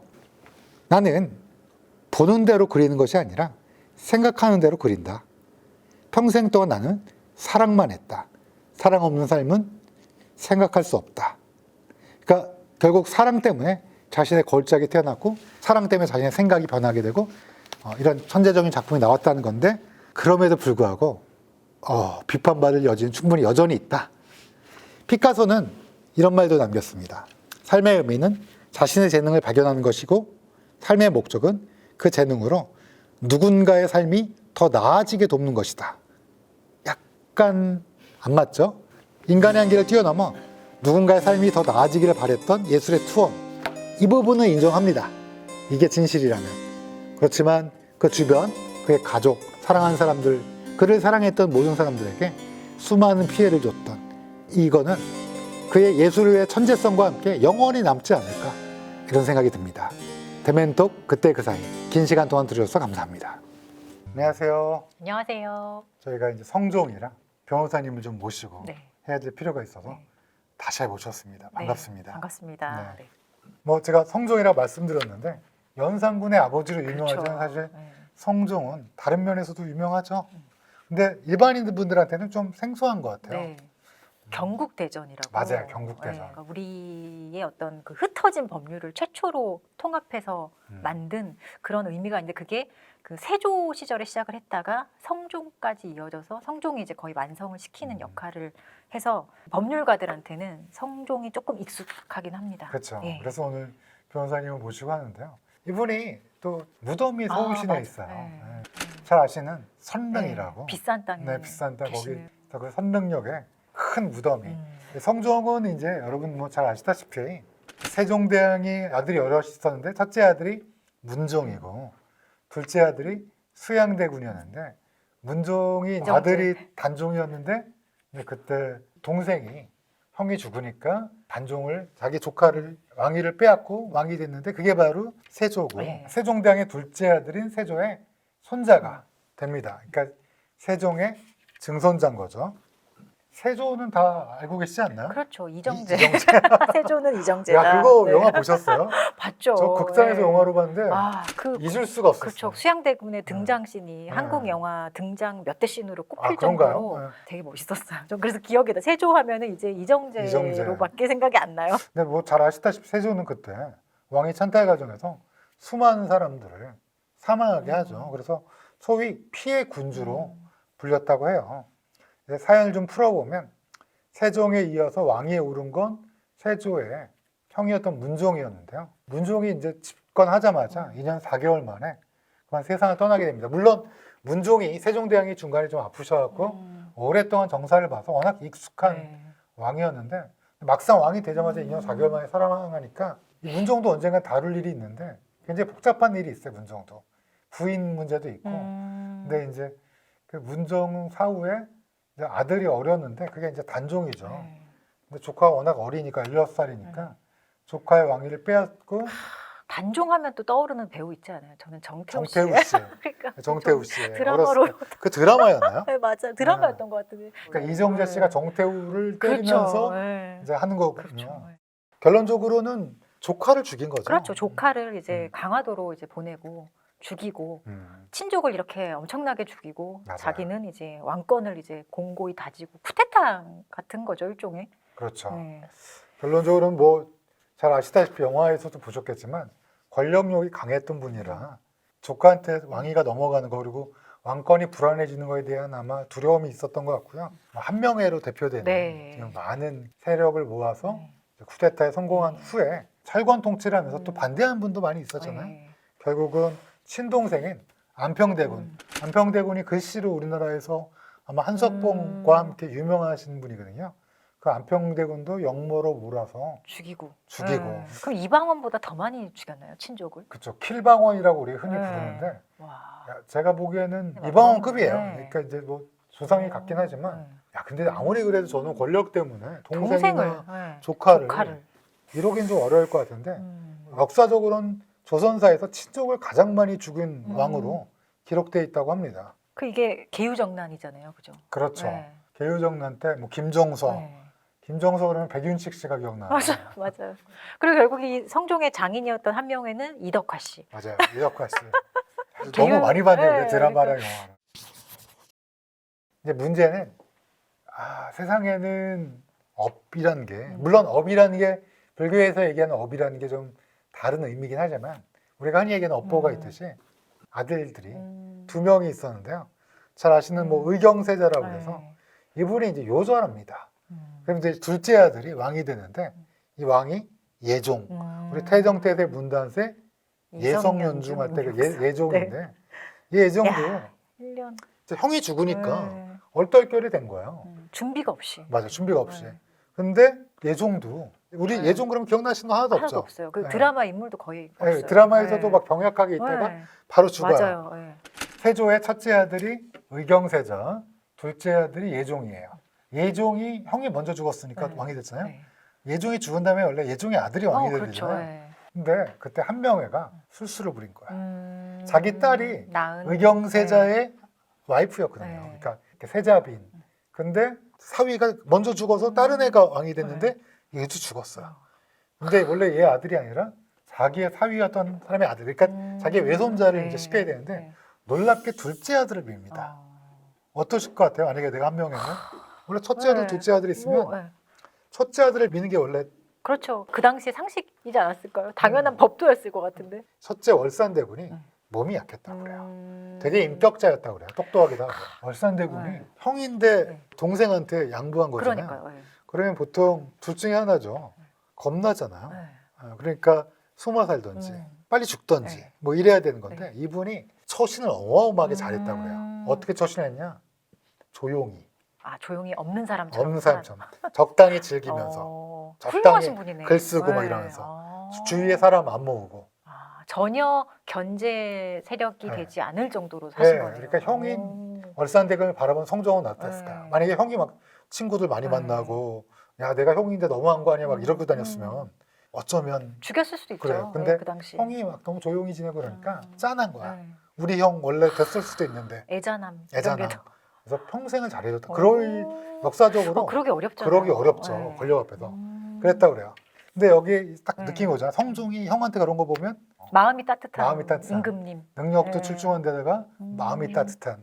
그래서 조선이 이때부터 태평성대를 열었고 아까 말씀 주신 경국대전이 경국대전도 크죠. 네. 그것도 아마 이런 법치를 다스리고자 하는 왕의 마음 그렇죠. 뿐만 아니라 이제 성종이 이것만 한 건 아니고 문화의 황금기라고 불릴 만큼 굉장한 시대를 열었다고 그래요. 예를 들면 잘 아시는 동국여지승남. 우리 제가 배운 교과서에는 오른쪽 하단에 동국여지승남이 있었던 거. 그러니까 거기서 시험 문제 나올까 봐 이렇게 역시 밑에 공부를 잘하시는 분이 이렇게 스크린에서 이렇게 네. 책을 암기한다는 게 맞나 봐요. 아직도 그 책의 위치를 네, 기억하시는. 왜냐하면 거기서 시험 문제 나올까 봐 짜잘하게 외웠던 기억이 나서. 전 전혀 그런 기억은 안 나오는데. 뭐 이게 이제 지리서죠. 그다음에 이제 동국통감이라고 그래서 이 동국통감은 사실 좀 말이 많은 책인데 어쨌든 고조선부터 고려 때까지 역사를 쫙 역사서. 모은 책. 거기다가 악학괴범이라고 해서 쉽게 말하면 이제 국악의 이론서를 제가 보기에는 아마 세종대왕 이후에 세종대왕 때는 심지어 법의학 책도 나왔거든요. 그 세종대왕 때 이후로 네. 가장 많이 책이 나오는 때가 이때다. 성종. 그 다음이 아마 정조 때 거야. 야. 그러니까 영정조 때. 그러니까 이제 훌륭한 왕은 분명한 것 같습니다. 그래요. 성종을 왜 드라마에서는 많이 이렇게 집중 조명을 안 했을까요? 재미가 없으니까. 네. 왜냐하면 너무 뭔가 평탄하게 잘해서. 뭔가 매야 막 이러면서 네, 싸우던지 맞아요. 여자들끼리. 뭐 장록수가 있던지. 네, 그래야 뭔가 되는데. 이게 아리따운 여성 때문에 나라가 혼란스러워야지 재밌는데 그런 게 없었는데. 그냥 제대로 다스리고 알아서 해라 막 이런 거 나오면 시청들이 시선 딱 돌려버리잖아요. 네. 갑자기 누군가 예쁜 여성이 나와서 매야 막 이래야지. 서로 싸우고 맞아요. 막 사약 주고 이런 거 네. 있어야 되는데. 그게 없는. 그러니까 그 아들은 드라마에 네. 나올 만한 아들인데. 또 이런 사람 밑에서 또 연상분이 나왔다는 게 그러니까요. 참. 태비 윤씨라는 약간 네. 뭔가 원제라고 부르는 좀 그렇지만 아들에게 영향을 끼칠 만한 게 생겼다. 네. 뭐 그런 걸 볼 수 있을 것 같아요. 네, 뭐 하여튼 대단한 왕, 성군, 그리고 서울시 성군이네요. 네. 노른자의 무덤이 위치한 네. 왕 등등 우리에게 여러 가지 네. 기억할 만한 게 많은 것 같아요. 근데 이제 문제가 오늘 그러면 왜 다뤘냐? 성종 재미도 없는데 훌륭한 왕인 건 알겠는데 뭐 그닥 이렇게 말씀하실 분도 있는데 38살에 돌아가셨어요. 조선의 평균 왕들의 평균 수명이 그래도 40은 넘지 않았나요? 46세였습니다. 평균 수명이 이제 그 평민들이 조사를 해보면 40세라고 해요. 조선 왕이 된 다음에 사망을 따졌기 때문에 46세. 짧죠, 되게. 그렇죠? 진짜 짧네요. 단서를 찾을 수 있는 게 뭐 승정원 일기도 있고 여러 가지 책이 있지만 뭐니 해도 네. 조선왕조 실록이 있는데요. 조선왕조 실록을 좀 살펴보면 성종은 13살에 왕이 돼서 25년을 통치했어요. 그 좀 일찍 했죠. 일찍 왕을. 했네요. 그러니까 둘째 아들, 형이 15살이고 동생이 13살인데 한 명애가 둘째 선자를 찍은 거야. 야. 얘가 그래도 좀 더 튼튼하니까 조금 더 그렇구나. 똘똘해 보이니까. 그래서 차명회가 사람도 잘 보고 땅도 잘 보고 그러게요. 압구정을 그렇게 또 미리 선점해가지고. 그러게요. 그죠? 근데 압구정은 지도만 봐도 너무 한강이 이렇게 있으면 이렇게 톡 튀어나와 있어요. 네. 딱 한강에 어떤 물줄기를 이렇게 딱 굽이치는데 중심에 있기 때문에 네. 누가 봐도 좋은 땅이긴 해요. 네. 이게 무슨 아파트가 그렇죠. 아니라서. 그래도 아니라. 지금 너무 좋은 땅이 됐죠. 왜 이렇게 부러워하세요? 아니, 그냥 그렇더라고. 내 제가 것이 아닌데. 그 아파트 안에 들어가니까 한 명의 그 압구정 터가 있더라고요. 아, 터가 있죠. 그 압구정이 표지판이 호니까. 있어요. 예. 어. 그렇더라고요. 예. 나는 부럽지 네? 않아요. 아니 뭐 그냥 뭐 그렇다. 조선왕조 실록을 보면 성종 24년에 8월부터 종기가 입술에 났다고 해요. 입술에. 네. 그 피가 날 정도로 고생하는 내용이 상세히 기록돼 있고 또 25년 1월에는 사망하는 해 코피가 멈추지 않아서 경연이 중단됐다는 내용도 실려 있습니다. 경연은 잘 알고 계시죠? 네. 신하들하고 맞아요. 유교 경전에 대해서 얘기하는 네. 그런 건데 코피가 나서 중단했다. 네, 이게 보통 와. 연산군 때는 막 이거 빼먹었대. 야, 이거 해야 되냐 막 이러는데 세종대왕은 이제 경연에 나가서 신하들을 압도하고 성종도 되게 총명하고 아주 똑똑한 인간이라 이걸 되게 좋아하고 중요시 여겼대요. 그래서 거의 빠진 적이 없는데 그 월 평균 29회, 총 9,000회가 넘는 경연을 했는데 거의 매일 했네요. 25년 1월부터는 네. 안 안 되겠다. 몸에 무리가 생긴 거죠. 아마 성종이 경연을 가장 많이 한 맞아요. 왕으로 꼽혔을걸요. 1위가 세종대왕이고 2위가 아마 성종이었던 것 네, 같아요. 아마 두 분이 네. 제일 많이 했던 거고 다른 분들은 하기 싫어서 야 오늘 안 하면 안 되냐 이거 실록에도 실려 있고 그러니까 그래요. 저라도 그렇게 매일 안 했을 것 같아요. 근데 경연은 그렇게 좋아하시는 걸 중단했다? 진짜 아팠나 보네요. 진짜 아팠던 네. 것 같아요. 그래서 이제 그해 8월과 11월에는 설사와 이질이 걸리게 됩니다. 아마 뭘 잘못 먹었을 거예요. 아마. 12일에는 다리가 여위고 마비되어서 힘들다는 기록도 있습니다. 종합해 보면 성종은 가을부터 폐결핵, 그 다음에 천식을 보통 우리가 이제 폐병, 기어증 이렇게 부르는데요. 이런 것들이 생기면서 병석에 눕게 되고 병석에 누우니까 어때요? 등에? 종기. 종기. 예. 예. 이건 이제 등창이라고 예. 얘기 많이 했는데 누운 상태에서 또 배꼽 밑에도 종기가 생기면서 이게 이제 급격히 병세가 악화되면서 사망했다고 알려져 있습니다. 종기가 이렇게 막 곱는 그런 거죠. 조선시대 종기를 네. 책으로도 나와 있거든요. 네. 그 책을 읽어보면 종기가 지금으로 하나로만 얘기하기는 좀 어려운 것 같아요. 여러 가지를 통칭한 맞습니다. 피부병. 이렇게 화농성 피부염도 있는 것도 있고요. 저희가 이제 지금은 황색포도구균이나 이런 세균들이 여기서 상처나면 옛날 고약 발랐던 그런 거 있잖아요. 그런 종기도 있지만 종양의 일종도 혹시 포함한 게 아닌가. 종양. 네, 왜냐하면 옛날에 종양을 구분하기가 좀 어렵잖아요. 여러 가지 것들을 포함한 게 종기가 아닐까 이렇게 생각하는 것도 있고요. 성종은 입술에 종기가 가기 시작하는 것부터 몸이 점점 안 좋아지다가 이제 아마 폐병인데 이게 진짜 결핵인지는 모를 것 같아요. 아마 기침을 계속하고 또 말라갔을 것 같긴 해요. 그런 걸 봐서 아마 결핵으로 판단한 게 아닐까 이렇게 생각은 돼요. 저번 시간에 말씀드린 김유정, 그다음 김유정의 친구였던 이상 작가, 비비안 리 말씀하셨고 또 그 밖에는 나이팅게일, 쇼팽, 조지 오웰 등이 폐결핵으로 사망했다니까 꼭 우리나라뿐만 아니라 그러게요. 전 세계적으로 많은 분들이 사망했던 것 같긴 해요. 그럼 폐결핵 말고 좀 다른 사인이 현대적 의학으로 본다면 또 있을 만한 게 뭐가 있을까요? 전 사실은 폐결핵은 좀 불확실한 것 같아요. 제 생각에는. 근데 이분 알다시피 경연 오래 한다는 건 뭐겠습니까? 오래 앉아 있는다. 그리고 이제 이정재님, 이정재님은 운동 막 했잖아요. 4년. 맞아요. 내가 왕이 될 상인가 몸을 이렇게 가꾸고 그랬죠. 막 이러셨는데 성종은 앉아 계시고 계속 이제 말로 훌륭하신 임금이지만 그러다 보니까 성인병 질환 플러스 여기 성인병 질환에는 네. 다른 의미도 있습니다. 뭐죠? 근데 저희가 이제 의사들끼리는 STD라고 부르는데 Sexually Transmitted Disease, 성병을 성병의 증상도 이런 게 있다. 그렇습니다. 예. 종기 나고 뭐 이런 예, 게. 이게 사실은 뭐 입술이나 네. 배꼽 아래 또 헤르페스 아니에요? 맞아요. 너 왜 이렇게 또- 잘 알지? 아니 잘하는 뭐 현대인은 잘 알아요. 헤르페스는 사실 뭐 거의 많으니까. 네, 헤르페스가 네. 성기에도 생길 수 있고 네. 이비에도 생길 수 있고요. 이거 이외에 이제 매독이라고 해서 매독. 매독도 음. 단계를 거치면서 다양한 양상을 볼 수 있거든요. 그게 피부 질환으로도 나타나요? 개양으로 나타나고요. 똑같이 이제 이런 종기 형태로도 나타날 수 있습니다. 제가 지금 성종이 매독이라는 뜻은 아니고요. 네. 이런 수많은 성병들이 이 좀 비슷한 질환으로 나타날 수 있어요.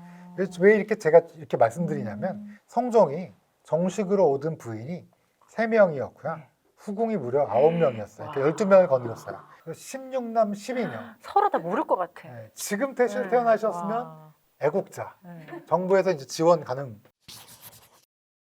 그럼 되게 이 성종도 어떻게 보면은 이렇게 합법적으로 후궁을 많이 둠으로써 여성 편력이라든지 이런 거를 또 그렇게 풀어줄 수도 있겠다라는 생각도 들어요. 맞아요. 이게 스트레스 네. 이런 거를 네. 이런 여성과 함께하는 이게 또 왕으로서는 흠결이 아니니까 네. 이런 걸 풀었던 거가 아닌가라고 생각할 수도 있겠죠. 그래서 이제 성병 얘기도 그 의심을 할 수밖에 혹시나 이제 없다. 외부에서 이런 게 네. 들어오면서 그럴 수 있지 않냐. 그리고 공식적으로 부인만 이렇고 또 승언을 입었는데 아기를 못 낳은 수많은 그렇죠. 후궁들이 맞아요. 있을 거 아니에요. 네. 기록되지 않은 네. 후궁들. 왜냐하면 다 임신한 건 아니잖아요. 맞아요. 그러니까 맞아요. 이제 네. 그게 따지면 걸리는 걸리는 것도 이상하지 않잖아요. 그랬을 것 같아요. 네. 그래서 이 네. 얘기가 나와요. 그리고 제가 아까 쭉 말씀드렸던 증상도 네. 솔직히 말씀드리면 네. 매독으로 해석하려면 또 해석할 수도 있어요. 어쨌든 성병의 증상이 좀 예, 있다는 예, 거죠. 예. 이렇게 매독이나 아까 얘기했던 다른 여러 가지로 해석하면 그렇구나. 뭐 완전히 틀리다라 또 네. 주장하기도 어려워서 그렇게 볼 수 있어요. 근데 또 하나 문제가 윤 씨, 패비윤 씨 혹시 이렇게 워낙 와이프가 많다 보니까 그러니까 와이프라기보다는 이제 후궁, 네. 아내가 많다 보니까 패비윤 씨 사건이 일어나는 건 너무나 당연하죠. 네. 패비윤 씨 사건 잘 기억하고 그러니까 계시죠? 이거는 뭐 연상군의 뭐랄까 컴플렉스 같은 그런 걸로 많이 그려지잖아요. 맞아요. 네. 왜냐하면 패비의 네, 아들이니까 네. 패비윤 씨가 지금 봐서는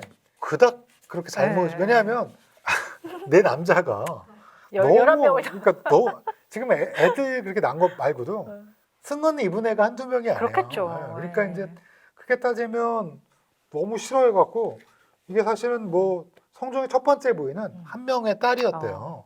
그러니까 한 명의 씨 정말 대단한 것 네. 같아요. 근데 이제 이 후궁으로 중전에 오른 게 패비윤 씨인데 너무 싫어갖고 이제 이게 남편이 총애하는 후궁들을 저주하는 책자를 들키는가 하면 독약을 갖고 있다가 발각되기도 하고 그러니까 지금 조선시대에 가장 문제가 됐던 건 질투하는 거잖아요. 네. 근데 저는 좀 이해가 돼요. 변호사님도 그런 사건 많이 하시니까. 이건 너무 당연히 그냥 뭐 시대를 초월해서 그냥 싫은 거죠. 그러니까 그리고 네. 내 남편이 다른 여자랑 밤을 보낸다는데 좋아할 왠지 저주하고 싶은 마음이 누구나 그런 건 아니지만 저주하고 싶죠. 저주하고 싶은 마음이 생길 것 같기도 해요. 제 생각에는. 저주하고 싶은 마음은 되게 귀여운 것 같아요. 음. 다른 마음이 될 것 같아요. 더 심한 마음. 아니 근데 이게 지금 저주랑 달라서 네. 진짜 저주 이렇게 악심이긴 해요. 옛날에. 그때 그냥 이제. 인형 만들어 놓고 맞아요. 막 칼로 찌르고 이런 지금 거. 약간 희화화돼서 죽어 뭐 이렇게 영화에 나와서 그러는데 사실 이게 좀 무서운 마음이긴 해요. 그래서 이게 이제 들키고 이러면서 또 패비윤 씨의 가문이 상대적으로 전분이었던 한 명의 가문보다는 아무래도 좀 떨어지면서 또 이런 투기가 발견되고 이러고 또 특히 둘째를 임신한 다음에 질투가 더 심해져서 다른 후궁의 처소에 들어갔는데 다짜고짜 문 열고 남편한테 아주 유명한 사건이에요. 얼굴을 핥힌 거. 얼굴에 핥힌 거. 네. 그게 약간 썰이 분분하더라고요. 실화냐 아니냐. 그게 이제 네. 조작됐다라는 얘기도 있고 야사라는 얘기도 있고 네. 그런데 공식적으로는 상처는 입은 거는 맞다. 맞다. 이게 진짜로 드라마에서 나온 네. 이거냐 아니면 뭐 그냥 들어가지 마시옵소서 하다가 혹시 쿵 하고 부딪혔냐 네. 뭐 이럴 수도 있고 그런데 근데 어쨌든 그런 뭔가 다툼이 있었던 거는 사실일 것 같아요. 질투한 거, 투기한 네. 거는 분명하다. 네. 그래서 이제 유 씨가 폐비된 거죠. 폐비. 그래서 3년 뒤에 사약을 받게 됩니다. 근데 이게 사실은 아들이 살아 있었으면 이러면 안 됐는데 충격적인 어머니의 충격적인 처형 이런 게 결국 시대에 우리가 광해군은 커버 치는 사람들도 있는데 역사학자 중에서 사실 광해군도 암군이라는 설이 더 정설이지만 이병헌 씨. 네, 이병헌 씨. 네. 근데 이제 연산군은 좀처럼 변호하는 역사학자를 본 적이 그러게요. 없어서 네, 맞아요. 결론적으로는 제가 말씀드리고 싶은 거는 성종이 네. 정력가였다. 좀 심했다. 그래서 일찍 죽었을 수도 있겠네요. 아니 아니 에너지를 갖고 딴 데 써가지고. 네, 제가 네. 전 시간인가 말씀드렸지만, 그러니까 이렇게 뭔가 생산성과 네. 이게 반비례한다는 건 수명이 반비례한다. 진화생물학적으로 오랫동안 얘기되어 왔고, 이게 사실 의학적으로 어. 생물학적으로 완전한 근거는 없는데 네. 다산부가 일찍 돌아가신 건 맞아요. 그러면 출산을 한 번도 하지 않은 여성이 좀 오래 산다는 통계도 있는 거예요? 그건 맞아요. 네, 그건 확실해요. 맞구나. 네, 그래서 이제 아. 우리나라 지금 인구가 늘지 않는데 네. 혼자 사신 분들이 많잖아요. 네. 그 오래 살겠네요. 더 오래 살 거예요. 아니 근데 출산 안 하신 여성들이 잘 안 늙더라고요. 저희 그런 얘기 많이 하거든요. 다 안 늙어요. 네. 네, 그건 확실해요. 근데 그거보다 결혼을 안 한 게 더 큰 것 같아요. 그러니까 속 썩이는 사람이 별로 없고. 아니 제일 중요한 건 출산이에요. 출산 안 출산이? 하면 그게 네. 제일 크리티컬하고 맞아요. 그 속색이지 네. 않는다는 거. 누군가와 한 명과 계속 산다는 것도 되게 힘들고 또. 그러세요? 그럴 수도 있다. 아니, 저는 물론 안 그렇지만. 다들 그럴 나는 수 안 있다. 그런데. 네. 저는 안 그런데 그럴 수도 있다. 네, 결론적으로는 뭐 성종이 네. 아무래도 많은 사람들과 뭐 이게 왕이라서 와. 당연히 허용되는 거지만 이런 것 때문에 혹시 성병이 걸린 게 아니냐 이렇게 추정하는 충분히, 학설도 있습니다. 네. 공식적으로는 폐결핵, 네. 뭐 폐병, 종기 종기. 이렇게 얘기 나오지만 뭐 근원으로는 주색이 아니냐 주자 빼고 색 이런 얘기가 나오고 있어서 저희가 한번 성종의 여러 면을 살펴본다는 네. 입장에서 뭐 이런 것들을 살펴보긴 했습니다. 그 세조도 상원사인가요? 거기서 왜 피 묻은 적삼 발견되고 네. 그랬을 때 그게 세조의 정말 피였다. 네. 그러니까 약간 피부병으로 너무 고생했다라는 네, 게 종기로. 있는데 네, 네. 그것도 뭐 종기나 뭐 종양이나 그렇습니다. 뭐 다 같은 거였겠어요. 비누도 없었고요 당시에는. 네. 그래서 이제 몸을 청결하게 하기도 어렵고 또 운동을 안 한 상태에서 어. 다들 아마 임금이 된 후에는 네. 거의 움직이지 않는 상태에서 뭐 옷은 자주 갈아입었겠지만 몸에 신체적인 문제가 계속 생겼을 거라고 생각해요. 그렇구나. 거기다가 이제 밤에 의식처럼 치르는 거, 또 좋아하면 더 많이 할 수 있는 여러 가지 성생활이 네. 있었으니 술도 마시고. 그렇죠. 그러다 보니까 이런 것들이 건강에는 유익하지 않았다 이렇게 생각이 됩니다. 제가 색에도 주를 빼고 얘기했는데 네. 성종이 주가 비어 있는 것도 아니에요. 사실은. 이 기록을 보면 네. 성종이 신하들과 네. 술자리도 자주 가졌다고 해요. 경연을 끝나고 스트레스를 술로 풀어줄 그렇죠. 수 있겠어요. 밤에 또 먹는 거죠. 네. 그리고 또 새벽에 일어나서 또 업무 보고 안주 먹고 같이. 안주 먹고. 정말 네. 건강에 최악인 걸 했네요. 이런 걸 이제 저기 조선왕조 실록에 네. 얼마나 밤에 신하들과 만나서 자리를 가졌는지 이런 걸 야대라고 그래요. 이 야대가 얼마나 되는지를 조사한 게 있는데 야대에서 압도적 1위가 성종 1위. 예. 성종입니다. 성종이 470번, 네. 영조가 113번. 네. 1, 2위도 차이가 엄청난데요. 네. 선조가 10위. 선조는 이제 바빴죠. 도망다니라고. 그래도 정조대왕님 16번. 정조대왕은 네. 술을 굉장히 좋아하시는 걸로 나중에 말씀드리겠지만 저는 약간 정조대왕님은 술도 사망과 관련이 있다 생각하고요. 결론적으로 주와 색을 주색. 모두 좋아하셨다. 그러니까 이제 밤에 술 신하들과 경연 음. 거하게 이제 네. 토론한 다음에 거하게 또 드시는 거예요. 아. 그다음에 이제 밤에 술도 약간 드셨겠다. 김나이는 여기 2개. 뭐 이런 식으로 하루를 되게 알차게 쓰신 것 같아요. 짧게 사셨지만 충실하게 사셨던 거. 진짜 그 사실 짧은 인생이지만 왕도 25년을 했고 그쵸. 짧고 그리고 굵게. 너무 컴팩트하게 사신 네. 것 같아요. 뭐 평소에 스트레스가 얼마나 어. 있겠어요. 왕으로서 맞아요. 또 나라를 다스려야 네. 되니까 거기에다가 공부도 많이 해야 되지, 또 신하들과 토론도 해야지, 술도 먹어야지, 또 아이도 낳아야지. 뭐 아이 이름도 외워야지. 28명. 네, 조선 왕들이 그래서 네. 전체적으로 수명이 짧았던 이유죠. 네. 이런 뭐라 그럴까? 우리가 왕 그러면 조선의 왕으로 태어나면 좋겠다 그러는데 저는 비추하는 직업. 저도 네. 싫을 것 같은데. 네, 그러니까 새벽에 일어나야 되고 밥도 하루에 4끼에서 5끼 먹어야 되고요. 여러모로 불편한 그런 생각하고 또 그 스트레스 때문에 오래 살기 좀 어렵다 생각합니다. 그럼 이 성종이 평소에 성격이 어땠을까요? 어, 차분했을 것 같기도 하고. 그렇죠. 근데 이제 우리가 성격을 나눌 때 타입 A와 타입 B로 나눕니다. 네, 들어보셨죠? 네 그래서 들어봤어요. 흥분 성격과 네. 차분한 성격 그러는데 누가 뭐래도 차분한 성격이 오래 살아요. 음. 그리고 맥박이 느린 사람일수록 상대적으로 오래 삽니다. 맥박 어떠세요? 모르겠어요. 근데 빠를 것 같아요. 제 생각엔 느리실 네, 것 그래요? 같아요. 네, 네. 이런 스타일이 느리시거든요. 아 그래요? 보통. 어느 정도면 느린 거예요? 쉬고 있을 때 60회 이하면 느린 거예요? 느린 거예요. 어. 근데 이제 성종은 흥분하는 성격이 다혈질. 다혈질이었던 것 같아요. 본성이 원래 흥분을 잘하셨고 그리고 너무 일찍 왕이 됐어요. 13살에. 네. 1인 지상, 만인 지하 이런 얘기를 재상한테 많이 쓰는데 이분 자기 위에 없잖아요. 물론 할머니가 처음에는 대리로 봐주셨는데 그 다음부터는 뭐 자기가 혼자 하니까 내 마음이죠. 그러니까 이제 좀 성격이 급하셨다는 거예요. 조선실록을 보면 어의가 주사안 신환이라는 걸 처방하는데 이게 열이 심하게 확 오르면 가슴이 답답해지고 이런 게 화를 있구나. 막 일으키는 그때 쓰이는 약이라고 그래요. 그리고 이게 이제 경계증 치료에도 쓰이는데 경계증이 지금으로 따지면 가슴이 두근거리는 거, 심계항진이라고 하죠 요즘은. 이런 것들을 썼다고 해요. 화병 같은 맞아요. 그런 거죠. 그러니까 아마 네. 빨리빨리 좀 잘 이런 걸 주문하는 왕인데 아마 성에 차지 않았던 것 같아요.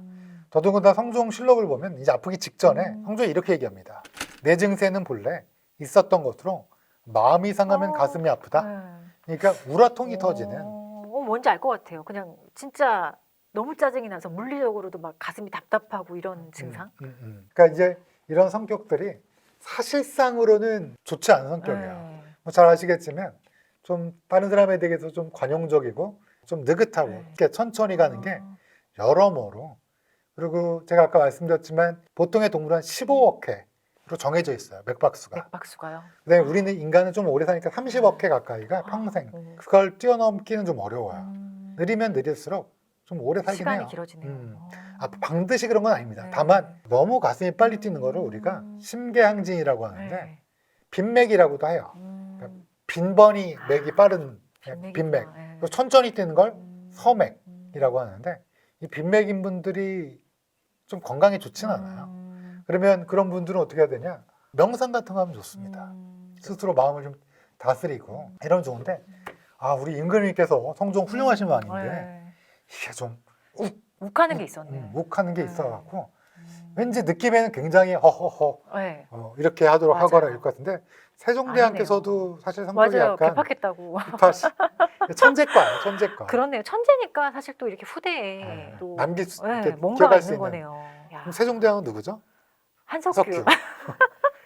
욕하는 거 드라마 기억나시죠? 진짜 많이 보신 것 같아요. 지나가면서 많이 봤죠. 네, 그래서 결론적으로는 성종은 피해 군주로 불렸던 세조와 달리 덕이 뛰어난 임금이었고 성군이었는데 안타깝게 돈, 명예, 권력을 모두 가진 왕이었지만 결국은 건강에 좀 치명적으로 해서 수명은 다 가지지 못했네요. 평균적인 수명보다 조금 사셨다. 그래도 성군으로 기억되니까 뭐 충분하지 않을까 싶네요. 그리고 그 밀도로 봐선 네. 아마 남들 사는 거에 2배 이상 맞아요. 사셨던 그런 것 것 같아요. 어떤 삶이 더 좋을지 모르겠지만 그래도 왕으로서는 우리가 되게 도움이 많이 되는 면이 있는 것 같아요. 그렇습니다. 네. 그리고 지나친 색과 지나친 음주는 좀 이참에 말씀드리고 싶은 건 오래 살려면 좀 금해라 그렇죠. 이런 거는 적당히 적당히 해라. 성도 적당히 즐기고 술도 제가 뭐 말씀드렸지만 너무 많이 마시면 큰일 난다. 뭐 이 정도로 할 수 있을 것 같습니다. 자, 오늘은 우리 역사에서 훌륭했던 임금 중에 한 분이셨던 성종 대왕에 대해서 알아봤습니다.